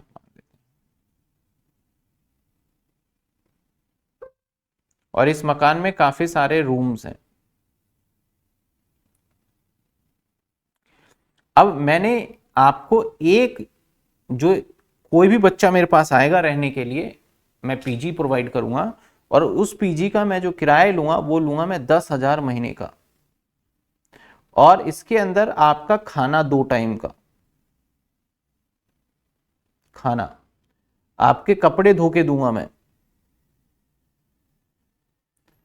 तो ये चीजें आपको फैसिलिटी मिलने वाला है 10,000। तो जो मैं आपसे एक कमरे का, ये एक तरीके से क्या हो गया, 10,000 आपका रेंट हो गया। तो भाई ये रेंटल इनकम जो है ये तो हाउस प्रॉपर्टी में चला जाना चाहिए 10,000। लेकिन ये ध्यान रखिए कि सारा का सारा पैसा रेंट का नहीं है, ये मैं आपसे इसमें खाने का भी पैसा ले रहा हूं। तो इस केस के अंदर आपका 10,000 रुपए रेंटल इनकम नहीं माना जाएगा। इस केस के अंदर आपका कुछ पार्ट रेंटल इनकम माना जाएगा। तो आपको एक सर्टेन परसेंटेज जो भी पता है, तो इसको परसेंटेज बेसिस पे बांट देंगे। रेंट का एरिया एक सर्टेन परसेंटेज पे होगा और बाकी, जैसे कि मान लेते हैं कि खाने खर्चे का लगता कितना है भाई, 2,000 तो लग जाता होगा महीने का। तो 2,000 रुपए आपका जो होगा ये आपका पीजीवीपी का पार्ट माना जाएगा, और जो यहां से रेंटल इनकम आ रहा है आपका 8,000, ये एचपी का पार्ट माना जाएगा। तो कंपोजिट रेंट का मतलब होता है कंपोजिट, कंपोजिट वर्ड से ही पता है कि भैया कि आपका ना रेंट जो आ रहा है उसे अलग नहीं किया जा सकता, एकदम मिला जुला सा है। तो ऐसे सिचुएशन में इसके बाद लॉ ने प्रिस्क्राइब किया कि अगर कोई बंदा पेन गेस्ट का ही काम कर रहा है, पीजी का ही काम कर रहा है, तो उसको पीजीपीपी में डाल देगा, मतलब कि उसका बिजनेस ही है तो ऐसा करेंगे। कुछ लोगों के पास इस तरीके से पैसा आ रहा है तो वो सेपरेट बांटना पड़ेगा, वो हम अपने असेसिंग ऑफिसर को बताएंगे कि ये चीजें हैं, ऐसे ऐसे बांटते हैं, अगर वो सेटिस्फाई होता है तो उसी के हिसाब से टैक्स दिया जाएगा। ये है कंपोजिट रेंट। सर एचपी के अंदर 3 ही क्वेश्चन है थ्योरी में, एक कंपोजिट रेंट, अनरियलाइज रेंट, और आपका एक क्वेश्चन बन रहा था डीम्ड ओनरशिप। इसके अलावा हाउस प्रॉपर्टी में कोई थ्योरी नहीं है, इसमें से न्यूमेरिकल ही आएगा।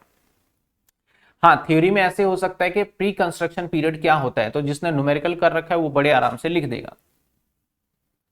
सर ग्रेजुएटी में कमीशन नहीं आता है, एक बच्चे का है सर ग्रेजुएटी, आ जाइए दिखा देते हैं ग्रेजुएटी। यहां पे शायद मैंने लिखा नहीं है।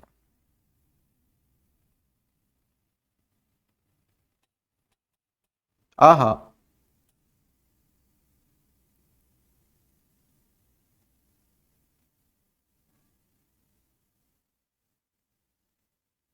यहां गड़बड़ हो गई, ये कमीशन नहीं है, सिर्फ फुल डी है, यहां पे कमीशन है, ठीक है ना। और वो कमीशन भी कौन से वाला है, फिक्स परसेंटेज वाला।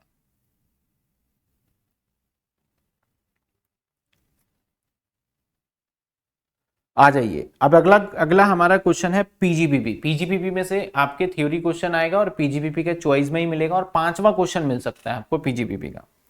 कहता है कोई भी 6 खर्चे बता दो भाई। पहला क्वेश्चन है खर्चे, तो इतने खर्चे आपको पता है, तो ऐसे कोई खर्चे बताइए जो कि डिसअलाउड, खर्चे तो बहुत पता है आपको, जिसको आप पी&एल में नहीं दिखा सकते,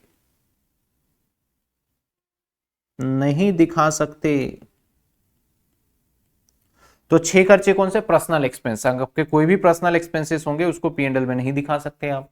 और कौन सा है, कैपिटल एक्सपेंडिचर, कोई भी अगर आप एसेट्स वगैरह खरीदते हो तो उसको भी आप नहीं दिखा सकते पी&एल के डेबिट में। यानी सिंपल कहना चाहता है प्रॉफिट एंड लॉस के डेबिट में क्या क्या खर्चे हैं जो नहीं दिखा पाओगे। Expense related to income exempted, अगर कोई भी एग्जेम्प्टेड इनकम से रिलेटेड जैसे एग्रीकल्चर है उसके लिए अगर आपने कोई खर्च किया है तो वो भी नहीं दिखा सकते। इलीगल पेमेंट, किसी को रिश्वत दिया है, किसी को कुछ दिया है इलीगल पेमेंट, वो भी नहीं दिखा सकते। कॉर्पोरेट सोशल CSR का पैसा भी नहीं दिखा सकते, ये कई बार पूछा जाता है। इंटरेस्ट ऑन बोरोइंग कैपिटल, अगर कोई कैपिटल बोरोइंग कर रखा है उसका ब्याज भी आप यहाँ पे पर्सनल यूज के लिए उसको भी नहीं दिखा सकते, बिजनेस यूज के लिए तो दिखा सकते हैं। तो ये मैंने 6 खर्चे ऐसे बता दिए जिसके खर्चे आप P&L में नहीं दिखाओगे, तो ऐसा क्वेश्चन आ सकता है। अब एक क्वेश्चन हमारा थ्योरी का बनता है कि भैया एमोटाइजेशन क्या होता है। तो सबसे पहले प्रिलिमिनरी एक्सपेंस क्या होता है।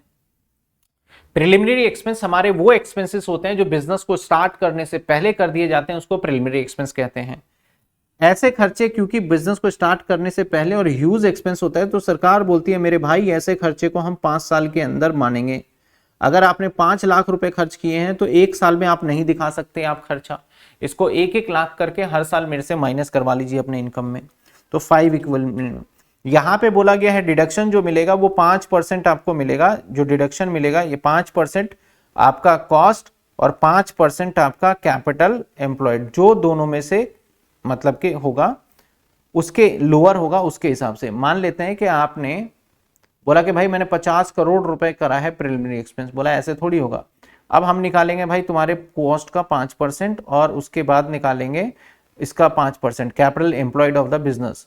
कॉस्ट ऑफ प्रोजेक्ट का मतलब एसेट होता है, इसका 5% जब हम निकालेंगे तो 5% निकालने के बाद फिर उसके ऊपर हम क्या करेंगे, आपका टैक्स दे देंगे।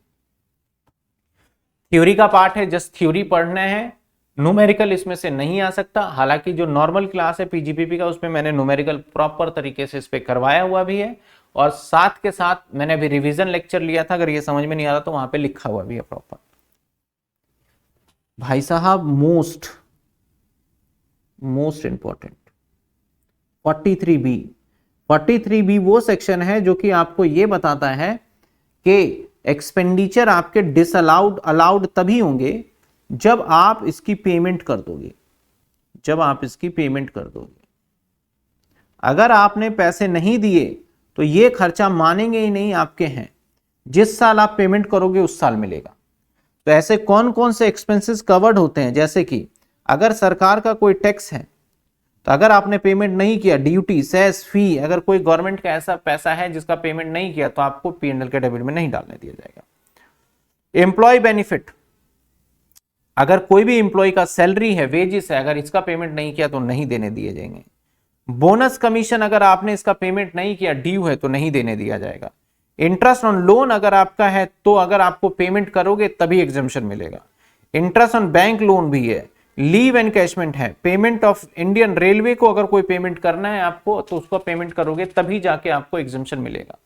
कहने का मतलब क्या है समझो, आप ना P&L के डेबिट में, P&L के डेबिट में आप मान लेते हैं बोनस डालोगे, जो आपने ये बोनस डाला तो याद रखिएगा ये बोनस आपके लिए क्या है, एज अ एक एक्सपेंस है।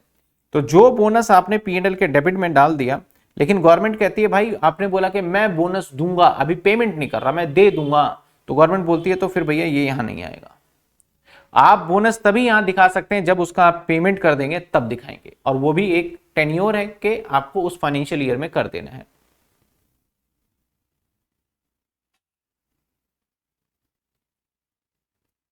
फिक्स क्वेश्चन, फिफ्थ क्वेश्चन कैसा आएगा, एक इंडिविजुअल असेसमेंट का छोटा सा क्वेश्चन होगा, 12 नंबर का ही होगा, उसके साथ थ्योरी होगा आपका। आ जाइए सर। लीज 44AE, ये भी एग्जाम में आ जाता है, तो ये कुछ मैं बता रहा हूं जो इंपॉर्टेंट है वो इंपॉर्टेंट है।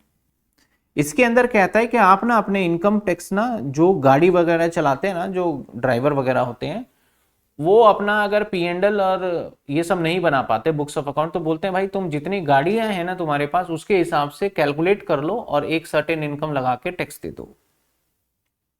तो प्रिजम्प्टेड उसको बोलते हैं, मतलब कि आपके इनकम टैक्स कितना बनेगा नहीं बनेगा एक अंदाजे से आप निकाल के भाई टैक्स तो भरो कम से कम, तो उसको बोलते हैं प्रिजम्प्टिव इनकम। तो 44AE बनाया गया है उसके लिए जिसका काम ट्रांसपोर्टेशन का है, कहता है फॉर हैवी गुड्स व्हीकल्स के लिए, ठीक है ना, हैवी गुड्स व्हीकल्स अगर आपके पास है जिसका जो कि वेट जो है वो 12,000 किलोग्राम ग्रॉस व्हीकल, मतलब कि सब कुछ मालवर भर के, तो 1,000 रुपए पर टन के हिसाब से आप अपनी इनकम मानो। यानी एक ट्रक में अगर आप सामान ले जा रहे हो, कुछ भी कर रहे हो, तो 12,000 तक आपका होगा।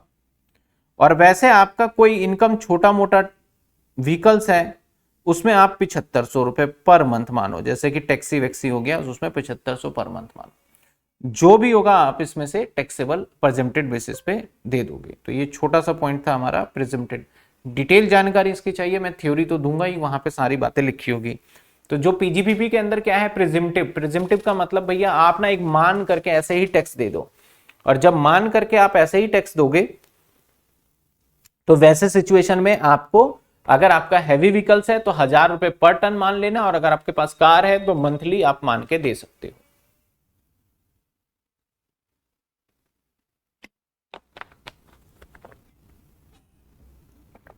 आ जाइए सर, आ जाइए। हाँ, आगे अगला, ऐसा क्या काम करो, ऐसा कौन सा कारनामे करो कि आपका टैक्स ऑडिट हो जाए। टैक्स ऑडिट का मतलब क्या होता है, आपको सीए से साइन कराने पड़ेंगे, सीए से अपने अकाउंट्स को चेक कराना पड़ेगा।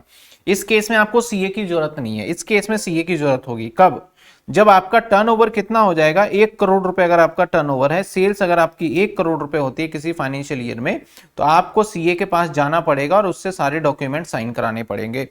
लेकिन ये लिमिट आपकी जो 1 करोड़ है उसको 10 करोड़ कर दिया जाएगा जब अगर आपने 5% टोटल रिसिट और पेमेंट, यानी आपका लेन देन टोटल 5% होता है सिर्फ कैश में, लेस देन 5% कैश में अगर होता है तो एज सिचुएशन में। बाकी इसका मतलब सिंपल कहूं तो 95% अगर आप चेक से और ऑनलाइन पेमेंट करते हो तो आपकी ये 1 करोड़ की लिमिट को बढ़ा के 10 करोड़ रुपए कर दिया जाएगा।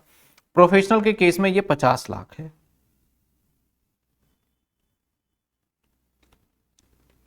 जैसे मेरे केस में 50 लाख रुपए है, और अगर आप दुकानदारी करते हो तो 1 करोड़ या फिर 10 करोड़ है। इसका लिमिट भी बढ़ा के 75 लाख कर दिया जाता है अगर आप रिसिट्स करते हो। वैसे छोड़ो, पहले यही देख लो। अगला, ये भी इंपॉर्टेंट, जितने भी क्वेश्चन बता रहा हूं इसमें से क्वेश्चन 100% आएगा, मैं इंपॉर्टेंट लिख भी रहा हूं, ये भी इंपॉर्टेंट है भाई। और सीधा सीधा यहां सेक्शन लिखने का पर्पस है, सेक्शन लिख देगा एग्जामिनर।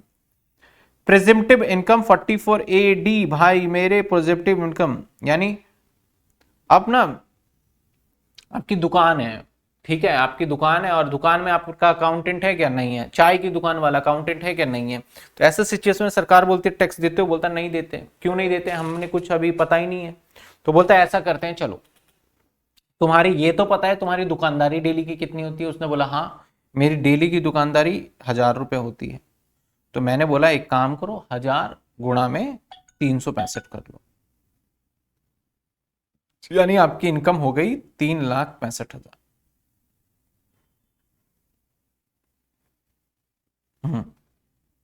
या 10,000, या फिर 10,000 है तो 10,000 इंटू में 365, 36 लाख हो गई। तो आपकी इनकम ना ऐसे डेली बेसिस पे सेल होता है उसके बेसिस पे मान लेंगे। और टैक्स देखो कैसे देना है, टैक्स के अंदर बोला गया कि भाई अगर आप ना सारा का सारा, आप कब तक ये काम कर सकते हो, जिंदगी भर नहीं। अगर आपकी इनकम कितनी है, 2 करोड़, अगर आपकी टर्नओवर 2 करोड़ रुपए है तो आपको बुक्स ऑफ अकाउंट नहीं बनाना, और आपको ऐसे सिचुएशन में आप नॉर्मली प्रेजेंटेड बेसिस पे भी दे सकते हो। इस वाले केस में तो सर आपका 1 करोड़ था। तो देखो, अगर आप बुक्स ऑफ अकाउंट बनाते हो तो टैक्स कब ऑडिट करवाना है, तो बुक्स ऑफ अकाउंट अगर बनाते हो, यानी आप P&L अकाउंटेंट सारा काम कर रहा है, तो 1 करोड़ से ऊपर सेल जाते ही सीए के पास चले जाना। अब इससे बचना चाहते हो तो आप बुक्स ऑफ अकाउंट ही मत बनाओ। तो ऐसे सिचुएशन में अगर 2 करोड़ रुपए तक की सेल है तो आपको ये छूट दी गई है कि आपको बुक्स ऑफ अकाउंट नहीं बनाना है, और आप उस सिचुएशन में जो भी आप पैसे कमाते हो, जो भी आपका सेल्स है, उसका 8% आपको क्या करना है, इनकम मान लेना है। उसके बाद फिर आपको बेसिक एग्जम्पशन वगैरह लगाना है। और अगर आप यही पेमेंट आप कैश में ना लेके आप ऑनलाइन लेते हो तो उस केस में 6% आपका टैक्स होगा। जैसे मैंने 1 करोड़ रुपए सेल है मेरी साल की, तो मेरी इनकम जो मानी जाएगी ना, वो मानी जाएगी, अगर कैश वगैरह लेता हूं मैं पेमेंट, तो कैश वाले पोर्शन पे 8 लाख हो जाएगी। 8 लाख हो गया। अब इस 8 लाख के ऊपर मैं स्लैब रेट लगाऊंगा। अब बिजनेस जो चला रहे हो उसमें कोई भी खर्चा हो आपका, जैसे खर्चा हो गया फॉर एग्जांपल रेंट पेड कर रहे हो, तो वो सारे खर्चे माइनस अलाउड नहीं करने दिया जाएगा आप, क्योंकि आप तो प्रेजेंटेड बेसिस पे चल रहे हो। लेकिन अगर आपका कैश डज नॉट एक्सीड 5% से ज्यादा नहीं है तो इस लिमिट को बढ़ा के कर दिया जाएगा 3 करोड़ 2 करोड़ से। यानी अगर आप 5% से ऊपर, कहता है where the receive of previous year, अगर कोई भी सेल आपकी होती है और वो 5% से ऊपर, मतलब 1 करोड़ की सेल है, उसमें से सिर्फ 1 लाख रुपए कैश आया है, बाकी 99 लाख चेक से आया है, तो 99 लाख आपका 99% आप ले रहे हो, तो उस केस में आपको जो 2 करोड़ की लिमिट थी ना, वो अगर 3 करोड़ भी आपकी इनकम हो जाती ना, रेवेन्यू 3 करोड़, तब भी आप प्रेजेंटेड बेसिस पे बुक्स ऑफ अकाउंट बनाने की जरूरत नहीं था। चलिए सर, ये भी इंपॉर्टेंट, ये प्रोफेशनल के लिए है।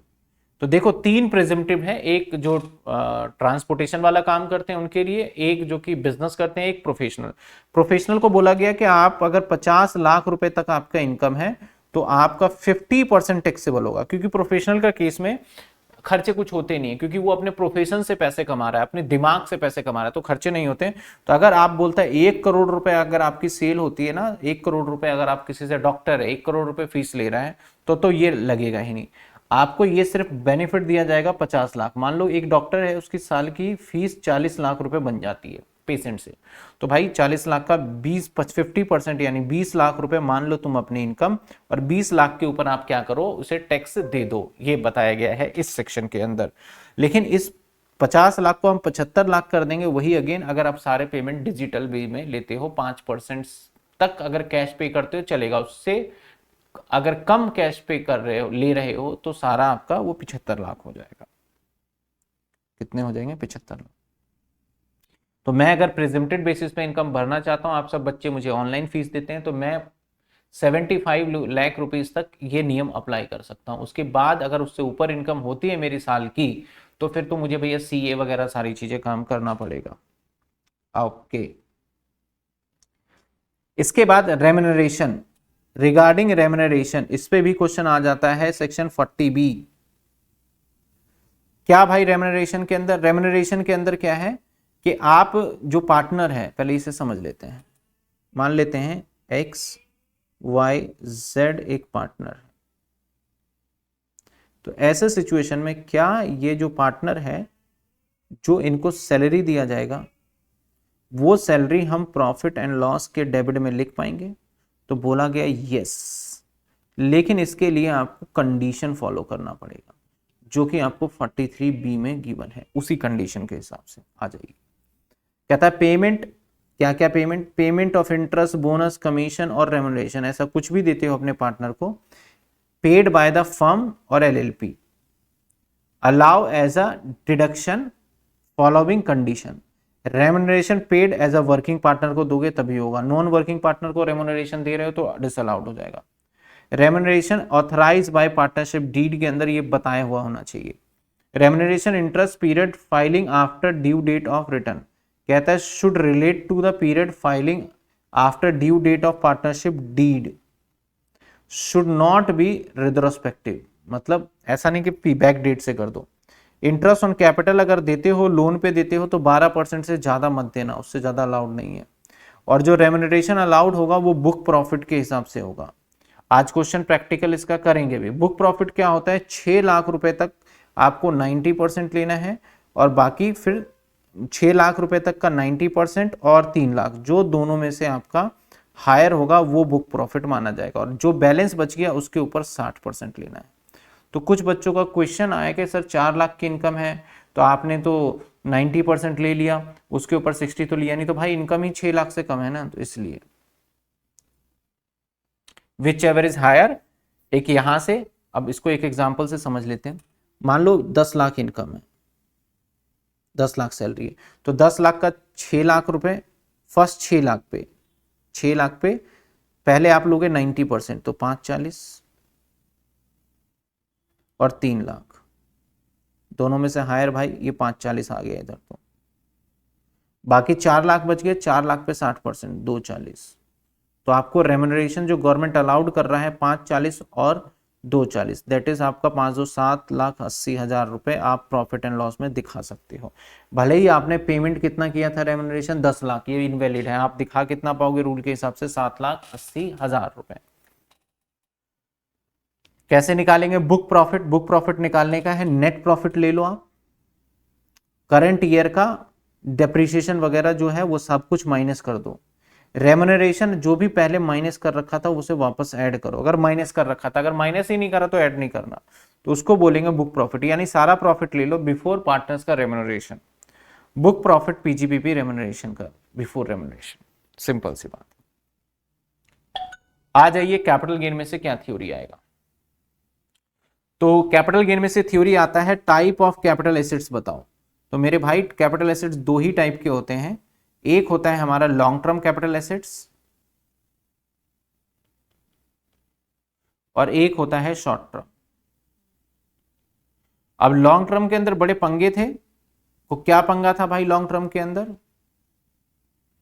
एक था 31 जुलाई से पहले, सॉरी 23 जुलाई से पहले बिफोर, और एक था आपका 23 जुलाई के बाद, 23/7 के बाद आफ्टर।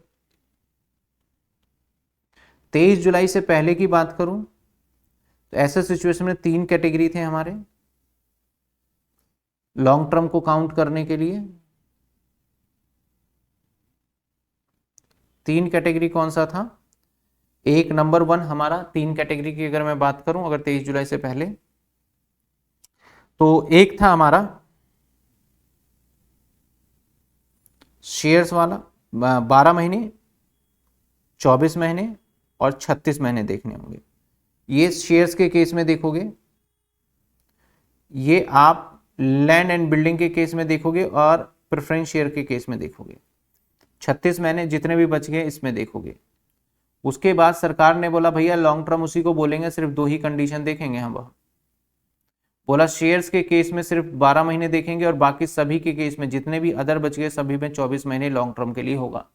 तो यानी अगर 24 महीने से ज्यादा होल्ड करते हो तो लॉन्ग टर्म है, 24 महीने से कम होल्ड करोगे तो वो शॉर्ट टर्म के कैटेगरी में आ जाएगा। तो एसेट्स के कितने टाइप हो गए भाई? 2 टाइप ऑफ एसेट्स हो गए। इंपॉर्टेंट है ये क्वेश्चन पूछा जाएगा टाइप ऑफ एसेट्स। और क्या पूछा जाएगा भैया? शॉर्ट टर्म कैपिटल गेन क्या होता है, लॉन्ग टर्म कैपिटल गेन क्या होता है, इसके बीच में डिफरेंस सभी 10 ईयर के अंदर मैंने डाला हुआ है और इसके नोट्स में अपलोड करूंगा क्या डिफरेंस है। सबसे पहले भैया शॉर्ट टर्म 12 महीने, 24 महीने, 36 महीने से कम होता है, लॉन्ग टर्म पे उससे ज्यादा होता है। शॉर्ट टर्म पे इंडेक्सेशन नहीं होता, लॉन्ग टर्म पे इंडेक्सेशन होता है। तो कुछ ऐसे ही डिफरेंशिएट है, शॉर्ट टर्म पे कैपिटल टैक्स का रेट ये है, लॉन्ग टर्म पे ये है, तो वो आप देखोगे। ये डिफरेंस वाला पॉइंट भी ये प्रोग्राम के लिए तो हाईली इंपॉर्टेंट है। अब आ जाता है सर एग्जेम्पशन। अभी रिसेंटली मैंने कैपिटल गेन का चैप्टर रिवाइज करवाया है, उसमें आप जाके लास्ट में देख सकते हैं एग्जेम्पशन। तो एग्जेम्पशन किस किस का है? 54 का। तो मैं वैसे ही नॉर्मली बताता जाऊंगा, ये सारे एग्जेम्पशन आपके सिलेबस का पार्ट है। इसमें से 100%, 1% कम नहीं कर रहा, 100% एक क्वेश्चन आएगा थ्योरी में। कहां आता है वो पता नहीं, लेकिन एक क्वेश्चन आएगा। तो सर क्या क्या एग्जाम्पशन है? सबसे पहला एग्जाम्पशन आप ध्यान दीजिए, एक एग्जाम्पशन है आपका 54। 54 क्या कहता है? किसको मिलेगा? इंडिविजुअल एचयूएफ को मिलेगा। कौन सा एसेट्स होगा? लॉन्ग टर्म कैपिटल एसेट्स होना चाहिए।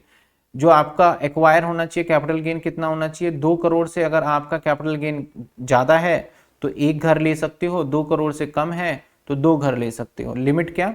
1 साल पहले आप घर लीजिए, 2 साल के बाद, और कंस्ट्रक्शन के लिए 3 साल होंगे। तो मैं इसके वैसे तो मैंने काफी रिवाइज भी करा दिया, फिर भी बता देता हूं। देखो 54 क्या कहता है कि आप ना एक घर को बेच रहे हो तो उस पर जो भी कैपिटल गेन लगेगा तो हम उस पर आपके टैक्स को माफ कर देंगे अगर आप एक दूसरा घर ले लेते हो। और सर दूसरा घर कब और कितना मिलेगा? तो कंडीशन एक है कि आपको इंडिविजुअल होना पड़ेगा तभी बेनिफिट मिलेगा। दूसरा कंडीशन है लॉन्ग टर्म होना चाहिए, ऐसा नहीं कि आपने कल घर खरीदा परसों बेच दिया, लॉन्ग टर्म होना चाहिए। सर तीसरा कंडीशन क्या है? तीसरा ये है कि आपको एक रेजिडेंशियल घर खरीदना है, ना कि आपको कमर्शियल। और रेजिडेंशियल घर कब खरीद लेना है? आपको खरीद लेना है 1 साल पहले भी खरीद सकते हो बेचने से, और 2 साल बाद भी, और कंस्ट्रक्शन के लिए 3 साल। और जब तक पैसे आप 3 साल लगते हैं कंस्ट्रक्शन में, तो इस पैसे को अपने बैंक में मत रखिएगा, कैपिटल गेन डिपॉजिट में रखिएगा, एक नया अकाउंट खुलवा के और वहां से यूज करिएगा। अगर आपकी कैपिटल गेन 2 करोड़ से ऊपर बन रही है तो आप एक ही घर खरीद पाओगे, 2 करोड़ से नीचे है तो 2 करोड़ खरीद पाओगे, और मैक्सिमम 10 लाख रुपए तक ही आपको डिडक्शन मिलता, 10 करोड़ रुपए तक ही कैपिटल गेन का डिडक्शन मिलेगा, इससे ज्यादा नहीं मिलने वाला है। और जो घर आपने खरीदा है ना और आपको जो बेनिफिट दिया उसको 3 साल तक बेचना भी नहीं है, ये कहता है 54। ये सारी बातें यहां पे लिखी हुई हैं। 54B खेती की बात करता है कि अगर आपका कोई भी एग्रीकल्चर लैंड है और उस एग्रीकल्चर अर्बन एरिया वाले को बेच के एक अगर एग्रीकल्चर लैंड खरीदोगे तो हम माफ कर देंगे, लेकिन आप ऐसे सिचुएशन में आपको एक तो इंडिविजुअल होना चाहिए। अब ये शॉर्ट टर्म और लॉन्ग टर्म दोनों पे अप्लाई हो गया। आपके पेरेंट्स ने उसके ऊपर 2 सालों तक खेती की होनी चाहिए, तभी एग्जिम्पशन मिलेगा। 2 साल बाद आप उस खेत को खरीद सकते हो पैसे कैपिटल गेन में, और 3 साल तक आपको ट्रांसफर नहीं करना है। ये है हमारा 54B। 54B के बाद एक पहले 54EC देखिए कि आप कोई भी एसेट्स, कोई भी एसएससी, यहां पे एनी एसएससी है, कोई भी एसएससी हो, ऐसे सिचुएशन में होगा क्या, अगर आपने कोई भी, मान लो मैंने घर बेच के और बॉन्ड में पैसे लगा दिए, कौन कौन से बॉन्ड, ये 3 बॉन्ड बोले गए हैं, 3-4 बॉन्ड, इन बॉन्ड में 5 साल के लिए लगा दिए गए और 6 महीने में, तो आपको एग्जम्पशन मिलेगा मैक्सिमम लिमिट कितने, 50 लाख रुपए का, इससे ज्यादा नहीं मिलेगा। 54D क्या कहता है, कंपल्सरी एक्विजिशन हो जाता है आपका गवर्नमेंट इंडस्ट्री अंडरटेकिंग, यानी आपका फैक्ट्री सरकार ले लेती है तो वहां कैपिटल गेन होगा तो आपको एग्जम्पशन मिलेगा। 54F क्या कहता है, कोई भी चीज आप बेच दो और उससे आप एक रेजिडेंशियल घर खरीदो, लेकिन पहले आपके पास एक ही घर होना चाहिए, ऐसे नहीं 5-6 घर और फिर खरीद रहे हो, तो इसका आपको प्रपोर्शनेट बेसिस पे मिलेगा। इस थ्योरी को दोबारा अगर आप अच्छे से करना चाहते हो, किसी का मन में कुछ कसर है, क्योंकि मैंने बस ये थ्योरली ये करा है, तो याद रखिएगा, कैपिटल गेन में जाइएगा, लास्ट में देखिएगा, लास्ट के 15-20 मिनट देखिएगा, एकदम डिटेल में विद एग्जाम्पल मैंने कराया हुआ है, वहां से आपको याद हो जाएगा। मैंने कहा लास्ट के 20 मिनट कैपिटल गेन डाला हुआ है आपके फोल्डर के अंदर, यूट्यूब पे भी डाला हुआ है, लास्ट के 20 से 25 मिनट जहां से 54 स्टार्ट किया है 54, वो 30 मिनट हो जाए, कर लीजिएगा, उसमें से 6 नंबर का क्वेश्चन पक्का। लिखना कैसे एग्जाम में उसका थ्योरी नोट्स में दूंगा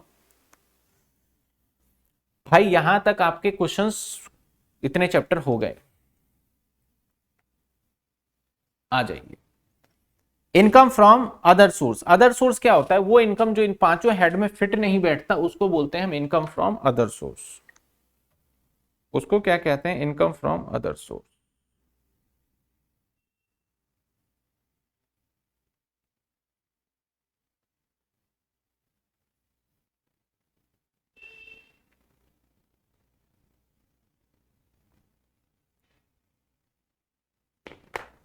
एक सेकेंड,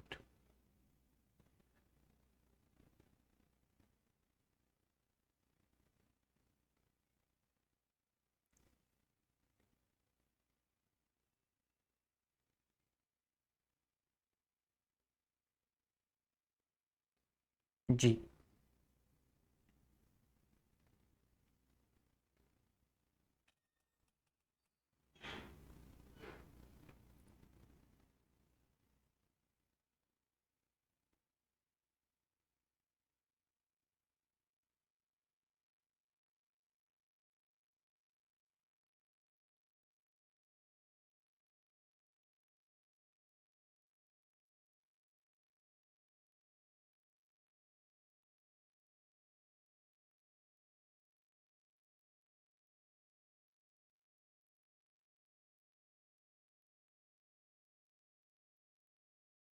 चलिए साहब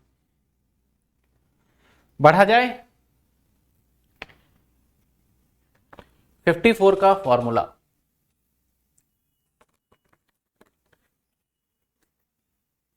देखो 54 का फॉर्मूला ये है, कहता है एग्जेम्पशन मिलेगा प्रोपोर्शनेट बेसिस पे, और प्रोपोर्शनेट बेसिस पे कैसे, पहले आप लॉन्ग टर्म कैपिटल गेन निकालते हो, वो लिखो यहां कितना अमाउंट इन्वेस्ट कर रहे हो वो, और नेट सेल कंसीडरेशन आपको नीचे रखना है, जो भी अमाउंट आएगा वो 54F में आएगा। मान लिया जाए, मैं एक एग्जांपल ले लेता हूं कि मैंने 10 लाख रुपए था और मैंने 2 लाख का खरीदा था, तो मेरा कैपिटल गेन कितने का हो गया, 8 लाख का हो गया, तो यहाँ पे 8 लाख आएगा। अमाउंट इन्वेस्टमेंट, मैंने एक नया घर खरीद लिया, मान लेते हैं कि 5 लाख रुपए का, तो ऊपर 5 लाख आएगा। सामान कितने का बेचा, 10 लाख का। अब यहां से जो भी आपका लिमिट आएगा 4 लाख, तो 4 लाख ही आप एग्जाम्पशन ले पाओगे 8 लाख में से। लेकिन आपने नया घर जो खरीद लिया वो खरीद लिया मान लिया जाए 15 लाख का, तो ऐसे सिचुएशन में आप जब 15 लाख यहां लिखोगे तो एग्जाम्पशन माइनस में चला जाएगा। तो आप सेल कंसिडरेशन से ज्यादा इन्वेस्टमेंट करते हो तो सेल कंसिडरेशन के बराबर रखना होगा।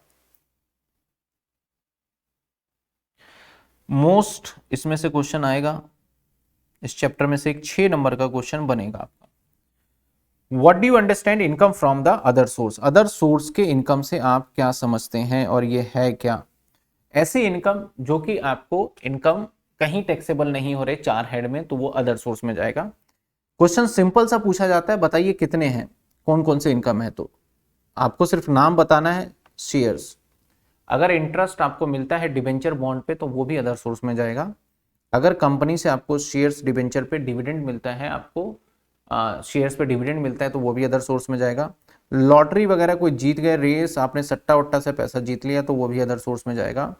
इनकम फ्रॉम अनडिस्क्लोज सोर्स, ऐसा इनकम जो कि आपने बताया नहीं सरकार को कि कहां से आया, तो वो भी अदर सोर्स में, ब्लैक मनी को कहते हैं। Income from subletting of the contract, subletting का मतलब क्या होता है कि आपका ये आपका घर है, आपने इसको रेंट पे लिया, ये आपका नहीं है, रेंट पे लिया, और इस घर को आपने किसी और को रेंट पे दे दिया, यानी किराएदार ने कहीं दे दिया, तो सबलेटिंग बोलते हैं। Rental income from house property, अगर रेंटल इनकम हाउस प्रॉपर्टी से होगा तब भी अदर सोर्स में होगा सबलेटिंग के केस के अंदर। गिफ्ट रिलेटिव से मिलेगा वो भी अदर केस में जाएगा। अदर मिसलेनियस इनकम कोई भी होता है वो अदर सोर्स में जाएगा। तो अदर सोर्स के इनकम की बस लिस्ट पूछी जाती है, वो आपको बताना है। लेकिन इसमें कई बार डिटेल क्वेश्चन आ जाता है किसके ऊपर, फैमिली पेंशन क्या होता है। तो भाई फैमिली पेंशन जो है ये लिमिट बढ़ गई है, इसको काट दिया जाए, ये लिमिट बढ़ गई है। फैमिली पेंशन ये 25,000 हो गया है, और ये इसको कह दो 1/3, ठीक है ना, इसको क्या कर दो 1/3। तो फैमिली पेंशन जब कभी भी आप जो काम करता था वर्कर, उस वर्कर को डेथ होने के बाद उसके परिवार वालों को जो पेंशन मिलता है उसे फैमिली पेंशन कहते हैं। तो उसमें एग्जेम्पशन मिल जाता है लोअर ऑफ 1/3 ऑफ पेंशन जो भी हमारा, और आपका 25,00,000 दोनों में से जो लोअर होगा वो एग्जेम्प्ट हो जाएगा हर बार। अब इनकम फ्रॉम गिफ्ट, बहुत बहुत बहुत इंपॉर्टेंट। अब याद रखिएगा गिफ्ट, आ जाते हैं गिफ्ट पे, ये ऊपर नीचे हो रहा है, चलो जी गिफ्ट। अब गिफ्ट आपको पता है कहां कहां से मिल सकता है। एक मिल सकता है आपको गिफ्ट रिलेटिव से, एक मिल सकता है गिफ्ट आपको फ्रेंड से,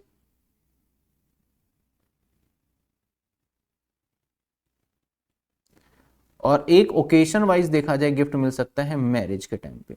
ये 3 पॉइंट याद रखिएगा।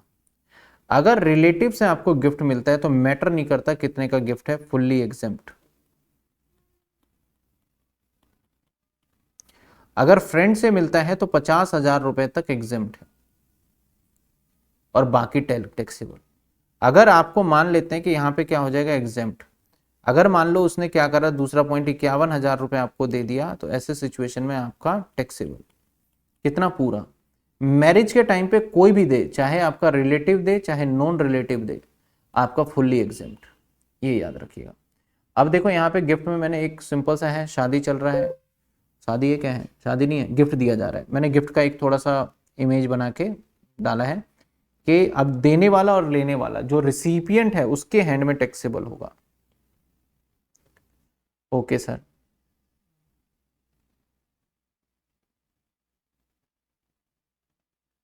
शायद यहाँ कुछ पार्ट मिसिंग हो गया, हाँ ठीक है।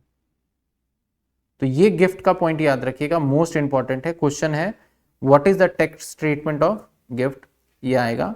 तो मैंने थोड़ा सा समझा दिया कब गिफ्ट पे टैक्सेबल होगा, थ्योरी प्रॉपर मिल जाएगी, आपको याद हो जाएगा कि क्या क्या गिफ्ट है। अगर मुझे दोस्त से मिलता है, फ्रेंड से मिलता है, तो ऐसे सिचुएशन 50,000 तक एग्जाम, बैलेंस टैक्सेबल। अगर मुझे मिलता है किससे, मान लिया जाए अगर एम्प्लॉय और एम्प्लॉयर के बीच का रिलेशन है तो 5,000 रुपए तक एग्जम्प्ट होगा 50,000 की जगह पे, वो भी नॉन कैश आइटम। रिलेटिव से मिलेगा तो फुल्ली एग्जम्प्ट। अब रिलेटिव कौन होता है, बड़ा झंझट है। रिलेटिव जो ब्लड रिलेशन में आएंगे वो रिलेटिव कहलाएंगे। इसके बाद अगर देखा जाए तो स्पाउस वगैरह के केस में स्पाउस ब्लड रिलेशन में नहीं आता तब भी रिलेटिव में आ जाएगा। और मैरिज पे तो भैया अंधाधुन गिफ्ट दो। तो इसलिए शादी जो हो रही है ना इतनी रॉयल और इतने पैसे, तो आपको लग रहा है यहाँ पे कि ये शादी इतना महंगा कर रहा है, ये गिफ्ट इसने ये दिया, उसको ये दे दिया, वो दे दिया, तो ये सिर्फ टैक्स बचाने का एक प्लानिंग है। इनकम फ्रॉम अदर सोर्स में right a short note on the casual income. Casual income क्या होता है उसके ऊपर शॉर्ट नोट लिखिए। भाई कैजुअल इनकम सीधा बताओ ना, जो सट्टा लगाते हो, मतलब वो इनकम जिसमें आपने मेहनत नहीं करे, आगे सट्टा लगाना उसे कैजुअल। जैसे winning from lottery, winning from game, winning from card game, winning from cross puzzle, winning from other game. आपने सट्टा लगा दिया, जुआ खेला, उस जुए से पैसे कमाए गए को हम थोड़ा स्पेशल नाम देते हैं कैजुअल इनकम। और इसके ऊपर याद रखिएगा सीधा सीधा 30% का टैक्स लगता है, इसके अंदर कोई माफी नहीं है और कोई भी खर्चे भी अलाउड नहीं होंगे। लॉस होगा तो उसको सेट ऑफ भी नहीं करने दिया जाएगा। तो ये है हमारा कौन सा, अदर सोर्स का सारा, ये इंपॉर्टेंट है, इस पे कई बार क्वेश्चन आ जाता है। तो जितने भी क्वेश्चंस करा रहा हूं सारे ही इंपॉर्टेंट हैं। बस अब रह गया क्लबिंग ऑफ इनकम। तो पहले समझा दें क्लबिंग ऑफ इनकम क्या होता है। देखो इस चैप्टर को बनाने का पर्पस क्या था, क्लबिंग ऑफ इनकम। मान लेते हैं मिस्टर एक्स और मान लेते हैं एक मिसेस एक्स।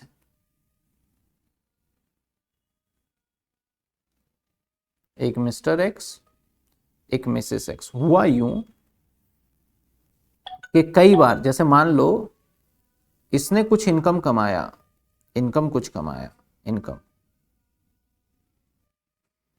तो इसकी इनकम आपको भी पता है कि भैया अगर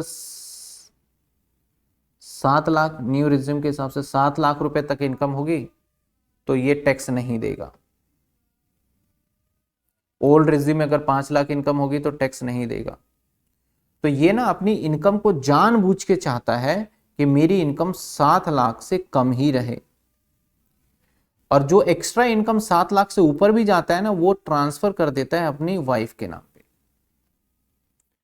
तो ऐसे सिचुएशन में गवर्नमेंट को लगता है कि ये सिर्फ टैक्स को बचाने के लिए ऐसे किया जा रहा है, तो इसकी इनकम को हम यहां पे जोड़ देते हैं, जिसको बोलते हैं क्लबिंग ऑफ इनकम। क्लब कर देना।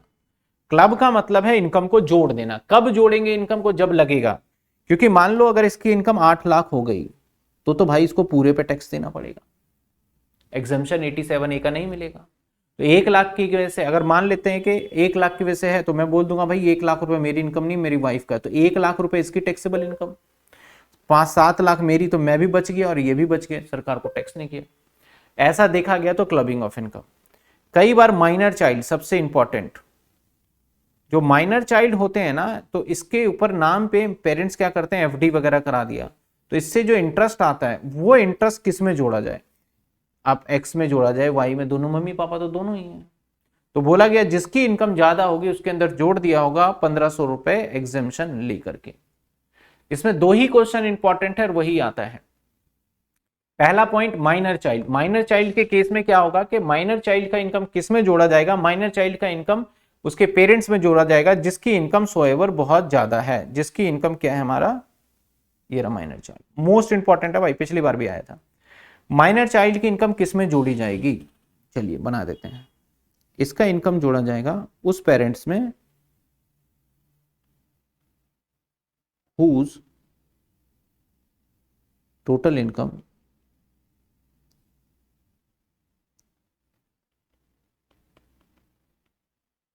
इनकम हायर, जिसकी टोटल इनकम ज्यादा होगी ना, मैटर नहीं करता कहां से आया, उसमें जोड़ दिया जाएगा। कई बार माइनर चाइल्ड की इनकम पे सेल्फ टैक्स देगा वो। अगर माइनर चाइल्ड ने अपने स्किल से पैसे कमाए हैं या फिर ये हैंडीकैप है, तो ऐसे सिचुएशन में उसके पेरेंट्स में क्लब नहीं होगा, सीधा सेल्फ ही टैक्स देगा, उसी को देना, तू ही दे भाई टैक्स। और अगर यहां पे पेरेंट्स के जोड़ा जाएगा तो 1500 रुपए पर चाइल्ड माइनस करके, मान लो 2,000 रुपये महीने चाइल्ड का ब्याज आया तो 1,500 माइनस कर देंगे और 500 रुपये इसके पेरेंट्स में जोड़ देंगे। मान लेते हैं कि मिस्टर ए की इनकम 5,000 थी और मिसिस ए की इनकम 10,000 है, तो मिसिस ए में इसका इनकम ऐड कर दिया जाएगा। अगर वो सेल्फ स्किल वगैरह से कमाता है तो इसके नाम पे ही टैक्स इसका लीगल गार्जियन भरेगा। सर ऐसा क्यों? इसलिए क्योंकि अगर ये देखो अपनी इनकम पे अपने टैक्स भरेगा तो इसको भी 7 लाख का एग्जम्पशन मिलेगा और इसको भी, तो ये बस टैक्स को थोड़ा सा और मतलब कि कुछ चीजों को बढ़ावा देने के लिए किया गया है। तो ये है क्लबिंग ऑफ इनकम। एक क्वेश्चन आता है कि स्पाउस में कब जोड़ा जाएगा। स्पाउस मान लेते हैं ये एम्प्लॉयर है और एक्स है और इसकी वाइफ मिसेस एक्स। तो एम्प्लॉयर क्या करता है, किसी भी कंपनी के अंदर जिसमें इसका दबदबा है, क्या है, दबदबा, दबदबा है और दबदबा रहेगा।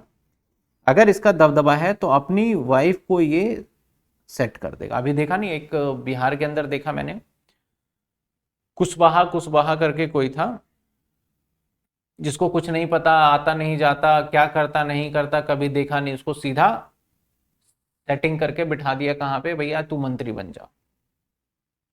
उपेंद्र कुशवाहा के बेटे ऐसे चल रहा है चर्चा में। तो सेम ऐसे अगर इसकी वाइफ के पास दिमाग कम है और आप यहां पे इसको सैलरी दे रहे हो 50,000 महीने की, ये कैसे पॉसिबल? 50,000 रुपए महीने की, तो कैसे पॉसिबल? तो आपकी सैलरी जो है ना इसकी वाइफ की नहीं होगी, इसमें जुड़ जाएगा। तो स्पाउस के केस में ही अगर सब्सटेंशियल इंटरेस्ट हो, सब्सटेंशियल इंटरेस्ट क्या होता है, 20% अगर आपका किसी कंपनी के अंदर स्टेक है तो आपका दबदबा है और आपने इस कंपनी में अपने किसी रिश्तेदार, अपनी वाइफ को ले लो, अपनी वाइफ को अगर लगा रखा है और उसकी नॉलेज और स्किल से उसका जो सैलरी है वो मैच नहीं हो रहा, तो ऐसे सिचुएशन में आपको ही उस पर टैक्स देना पड़ेगा। आपकी वाइफ का वो टैक्सेबल इनकम नहीं माना जाएगा। लेकिन अगर दोनों का ही दबदबा है, वाइफ का भी 20% है, हस्बैंड का, तो जिसकी total income other than salary ज्यादा होगी उसको ऐड कर दिया जाएगा। तो इंपॉर्टेंट क्वेश्चन इस बार आएगा, ठीक है। Clubbing, set of and carry forward. पहले समझो सेट ऑफ और कैरी फॉरवर्ड क्या होता है। एक तरीके से ये लास्ट चैप्टर है थ्योरी का, set of and carry forward, फिर डिडक्शन है। हाँ, set of and carry forward क्या होता है, मैं अगेन कहूंगा, मैं सारे थ्योरी को ओवरव्यू दे रहा हूं। इसका डिटेल में जानना चाहते हैं, sir how many B Com honours के exam tomorrow and now only complete basic house property and salary till allowances and residential status. I want to know that I watch your theory revision. Theory तो देखो 30 number है, ये तो देखना ही देखना है। स्लेवर्ट लेफ्ट, salary, capital gain, PGBB, individual, आपने तो बहुत कुछ छोड़ दिया अक्षर। तो देखो जो ये थ्योरी है और जो आपने कर लिया है इसको बेस्ट करिए। और एक और मैं बोलूँगा आपको करने के लिए, आप जैसे कि थ्योरी के अंदर तो सारा ही 30 नंबर कवर हो गया, चैप्टर वाइज अगर देखें तो एक हाउस प्रॉपर्टी आप देख लीजिए करके, वो सिंपल चैप्टर है तो बेटर रहेगा। आपने हाउस प्रॉपर्टी का नाम लिया है, हाउस प्रॉपर्टी कर लिया, ठीक है, कंप्लीट बेसिक कर लिया। रेजिडेंशियल स्टेटस एक करिए, फिर हाउस प्रॉपर्टी कर लिया। रेजिडेंशियल स्टेटस के बाद सैलरी वाला जो अलाउंसेस तक किया है उसमें आप रिटायरमेंट बेनिफिट और ऐड कर दीजिए। मैंने चार्ट बनाया हुआ है उसके हिसाब से, ठीक है ना। चलिए, चैप्टर का नाम है मेरे भाई set of and carry forward.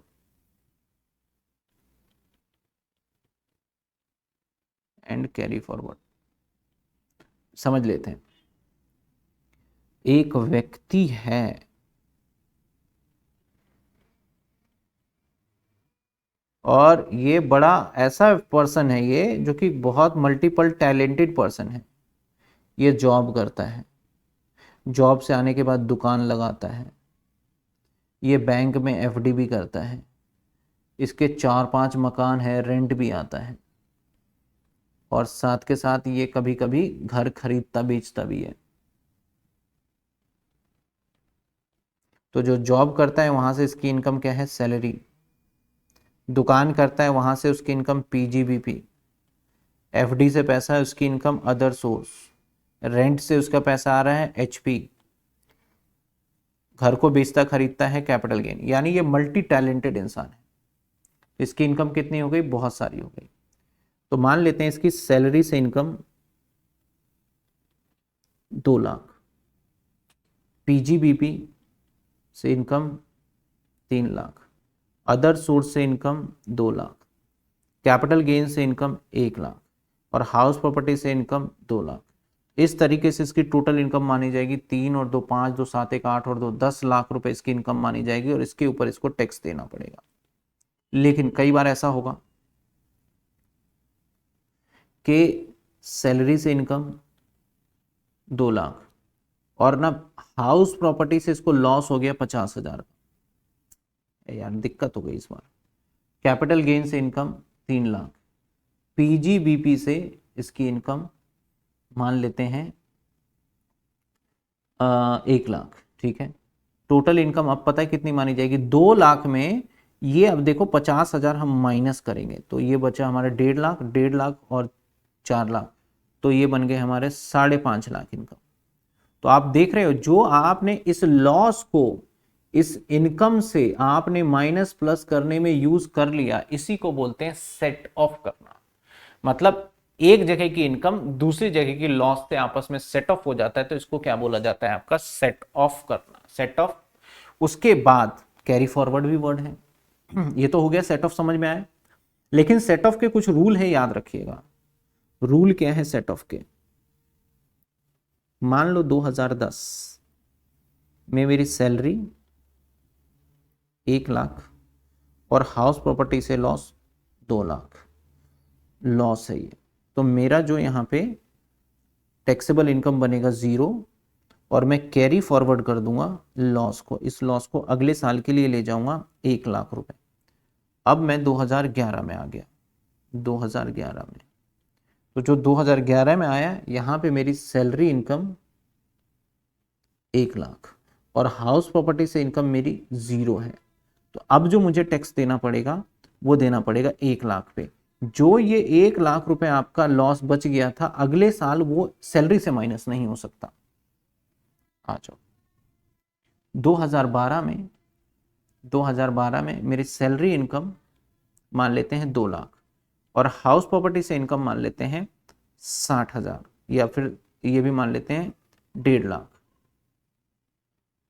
तो अब जो मेरी टोटल इनकम होगी, पहले हम एचपी के जो पहले से लॉस चला आ रहा है उस लॉस को माइनस करेंगे 1 लाख को और यहां पे आ जाएगा हमारा 50,000।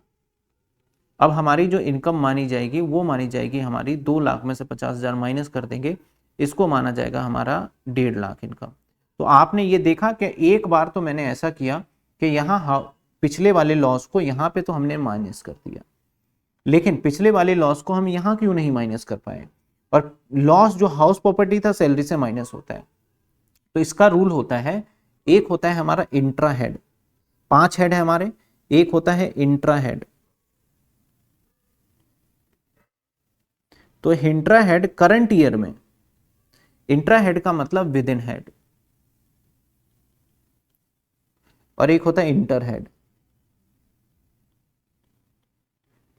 तो कहा गया इसका मतलब होता है किसी भी अदर हेड से भी। तो जो करंट ईयर होगा ना, करंट ईयर के अंदर जिस साइड लॉस होगा उस साल तो आप सैलरी को एचपी से कर सकते हो, एचपी को पीजीबीपी से कर सकते हो, मतलब इधर उधर से कर सकते हो काम। जैसे कि मैंने इन दोनों का अलग अलग हेड है, दोनों को मैंने आपस में माइनस प्लस करके इंतजाम कर लिया। लेकिन जैसे ही वो कैरी फॉरवर्ड हो जाएगा एक बार, उसके बाद आपको हमेशा इंट्रा हेड में ही जाना पड़ेगा, मतलब उसी हेड में आपको सेट ऑफ करना पड़ेगा, अदरवाइज नहीं होगा। Sir can we leave PGBP, उसके चॉइस में हाउस प्रॉपर्टी है? नहीं, देखो देखो बहुत बच्चे ना एक मिथ्या सा बना लिया है, तो मैं तो कहूंगा भाई करके सारा जाओ। जरूरी नहीं है पीजीबीपी के चॉइस में, मुझे इस बार लगता है कि पीजीबीपी के चॉइस में पीजीबीपी ही पूछा जाएगा। हाउस प्रॉपर्टी के चांसेस मुझे कम लगते हैं, हाँ प्रोग्राम के चांसेस है, ऑनर्स में तो नहीं होंगे ये। आ जाइए set of and carry forward. कहता है मेरे भाई कि what is the provision regarding set of of losses under income tax act. तो भाई 2 प्रोविजन है यहां पे। क्या क्या है प्रोविजन? अब इसके ना कुछ रूल्स जो मैंने बताए, उसके अंदर भी रूल्स क्या है, intra head set of, inter head set of, इस तरीके से रूल है। तो जैसे कि आपका सैलरी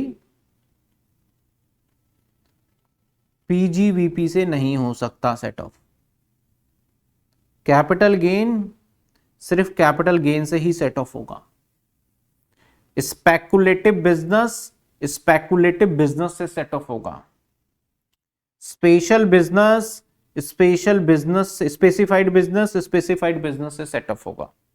तो ये कुछ रूल है कि कई बार कुछ इनकम ना अपने आप से सेट ऑफ होते हैं, दूसरे से नहीं होते, और इन सभी को मान लो आप सेट ऑफ नहीं कर पाए तो इसको आप आगे कैरी फॉरवर्ड 8 साल, किसी का 4 साल है, किसी का अनलिमिटेड है, वो टाइम है जो कि आपको देखना होगा।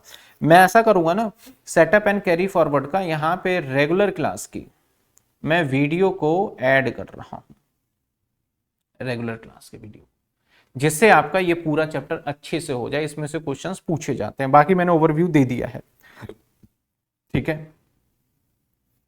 अब सेट ऑफ करने के, कैरी फॉरवर्ड करने के क्या क्या रूल्स हैं लॉन्ग टर्म, इसमें से क्वेश्चन आएगा इंपॉर्टेंट, इसमें से एक क्वेश्चन आएगा। लॉन्ग टर्म कैपिटल एसेट्स के क्या रूल है, शॉर्ट टर्म कैपिटल एसेट्स के क्या रूल है, लॉन्ग स्पेकुलेटिव इनकम के, लॉटरी इनकम के, lottery activity owing maintaining horse races के क्या रूल्स हैं, कितने साल तक करेंगे, तो ये क्वेश्चन आएगा। इसमें मैं रेगुलर क्लास डाल रहा हूं, इन दोनों क्वेश्चंस के लिए वीडियो कट करके मैं अभी अपलोड कर दूंगा। बाकी जो बच्चे मेरे पास पेड कोर्स के अंदर हैं उनको तो देखो ये चैप्टर पूरा का पूरा मिल गया, और बहुत बड़ा, बहुत ज्यादा भी नहीं कराया हुआ है, मैं दिखा भी देता हूं, अगर आप देखना चाहें तो देख सकते हैं, वो तो अभी देख सकते हैं। तो ये जो 2 चैप्टर है ना, सेटअप कैरी फॉरवर्ड क्लबिंग, वो रेगुलर क्लास से करिएगा। थ्योरी मैंने जो अभी करा है इससे मत करिएगा, क्योंकि मैंने इसमें सिर्फ आपको क्वेश्चंस बताए हैं। मैं दिखा देता हूं आपको, ITX इनकम टैक्स,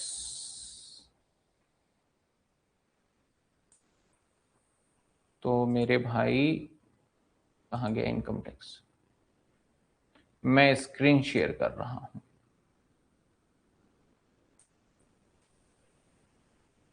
आ जाइए मेरे स्क्रीन पे, ये रहा स्क्रीन। आप जैसे फोल्डर में जाएंगे ना, फोल्डर में जाने के बाद इनकम टैक्स में जाएंगे, इनकम टैक्स के बाद आप लेटेस्ट क्लास में जाएंगे। अब देखिए यहाँ पे मैंने ये थ्योरी वाले क्वेश्चंस डाल दिए हैं ऑलरेडी आपके फोल्डर में, तो आपको इधर उधर जाना ही नहीं है। जो बच्चे कोर्स के अंदर है उनका पहले ही डल गया, कल ही डल चुका है ये, ठीक है। PYQ के क्वेश्चंस डल गए, अब मैं कुछ और क्वेश्चंस जैसे भी डालूंगा वो डल जाएंगे। ये रहा, लेटेस्ट क्लास में जाएंगे, रिवीजन क्लास में मत जाइएगा, लेटेस्ट क्लास में जाएंगे। यहाँ पे आप देखेंगे तो यहाँ पे आपको क्लबिंग ऑफ इनकम 2 वीडियो है मात्र, और कितने टाइम का है, एक 40 मिनट का, और आपके पास आज पूरा टाइम है एक 51 मिनट का। इसमें आपका अच्छे से हो जाएगा, ऐसा नहीं कि कर लिया छोड़ दिया, ये चीजें कर लिया। तो जो बच्चे कोर्सेज के अंदर हैं उनको तो मैं सलाह दूंगा कि भाई आप यहाँ से करिएगा। ये सेटअप एंड कैरी फॉरवर्ड में भी 2 वीडियो हैं, स्टार भी लगा रखे हैं, देखिए ये 57 का, और जो दूसरा है ये आपका 34। तो 1.5 घंटे 3 घंटे में 2 चैप्टर होगा, और 6 नंबर पक्के, 3 घंटे और 6 नंबर, और वही क्वेश्चन आएगा उसमें प्रॉपर से समझाया। तो आप यहां से इसको कवर करिएगा, होपफुली आप समझ गए होंगे। और बहुत बच्चों को नहीं पता डाउट नंबर कहाँ है, नहीं है, तो मैं बता दूं, इसके अंदर जब आप क्लासेस के अंदर जाते हो तो डाउट नंबर लिखा हुआ है, वहीं पे डाउट शेयर करना है। लेटेस्ट क्लास आपको देखना है, लाइव क्लासेस को फॉलो नहीं करना है, क्योंकि लाइव क्लासेस के अंदर देखोगे क्या मिलेगा आपको। देखो PYQ मैंने करवाया था 2, इससे पुरानी क्लास देखोगे बस इतने ली नहीं भाई, इसके अंदर बहुत सारी क्लासेस है स्टार्टिंग से। कुछ चीजें हम यहाँ से डिलीट करके और फिर हम कहाँ डाल देते हैं, कंटेंट में डाल देते हैं, और इसको कंटेंट बोलते हैं, जहां पे फोल्डर वाइज आपको मिलता है लेटेस्ट क्लास के अंदर वो सब। अनाउंसमेंट वाले सेक्शन में आपको मैंने बाहर भी डाल दिया है, हालांकि अनाउंसमेंट में ऑल क्वेश्चंस का जो आपको मैं फिर से बता दूं, यहां से आपको सभी का टाइम पता चल जाएगा, और सभी के बारे में पता चल जाता है कि क्या चीजें कितने टाइम में होने वाला है। जैसे कि मान लो आपका सैलरी हो गया, अब मैं यहाँ पे क्लबिंग टोटल जितने भी हैं चैप्टर, उन सभी के आपको clubbing of income section 60 subsection 61, जैसे कि हमारा होता है transfer regard not transfer, transfer अगर आपका है नॉट ऑनर, तो बड़े अच्छे से कराया है। तो ये जरूर यहां से करिए आप, तो आपको मजा आएगा, मैं पहले कह दूं। मैं आप लोगों बच्चों के लिए, जो बच्चे यूट्यूब पे देखेंगे उनके लिए मैं ऐसा करूंगा, उसके लिए एक सेकंड वीडियो बना दूंगा, दोनों चैप्टर को कंबाइन कर दूंगा, और 6 मार्क्स पक्के, आप भी चलिए खुश रहिएगा। चलिए सर, बाकी जो बच्चे रेगुलर है वो वहां पे देख लेंगे। सेटअप एंड कैरी फॉरवर्ड के क्या है, short term carry forward depreciation, ये क्वेश्चन पूछा गया है कि अनअब्जॉर्ब डेप्रिसिएशन का क्या होता है। मैं यहाँ पे सिर्फ क्वेश्चन और इसको लिखना कैसे है इसके लिए भी पीडीएफ नोट्स में दे रहा हूँ। जो अभी क्लास लिया है ये पीडीएफ नोट्स मैं टेलीग्राम पे डाल रहा हूँ, आप जाइए टेलीग्राम को, मैं लिंक दूंगा अभी, तो वो ज्वाइन कर लेंगे। और जो पेड कोर्स में ऑलरेडी मैं डाल चुका हूं, आपको बस देखना है, वीडियो लाइव में अभी आ जाएगा आपके पास। Deduction from gross total income, ये सारे डिडक्शन है। तो मैंने आज जो है ना क्या क्या क्लासेस रखने, डिडक्शन में एटीसी है तो एक बार मैं बताऊंगा तो कंफ्यूजन होगा। आज और भी मैं क्या कराने वाला हूं, एक तो मैं पार्टनरशिप फर्म का क्वेश्चन कराऊंगा, ये ऑनर्स वालों के लिए इंपॉर्टेंट है, प्रोग्राम वालों में नहीं आएगा। दूसरा मैं एक डिडक्शन को रिवाइज कराऊंगा, ठीक है ना। तीसरा मैं क्या काम करने वाला हूं, एक हाउस प्रॉपर्टी का क्वेश्चन ना गलत थोड़ा सा 10 ईयर में हो गया है, उसको मैं रेक्टिफाई करके ठीक करके एक वीडियो बना दूंगा लास्ट ईयर 2024 का पेपर का। तो पहले मेरा 3 ये एजेंडा है और डाउट तो आपका मैं सॉल्व कर ही रहा हूं, ठीक है ना, ये ध्यान रखिएगा। अब थोड़ा सा सर कुछ बता दीजिए गाइडेंस, क्योंकि बहुत बच्चे ना बहुत ज्यादा एक तरीके से परेशान हैं।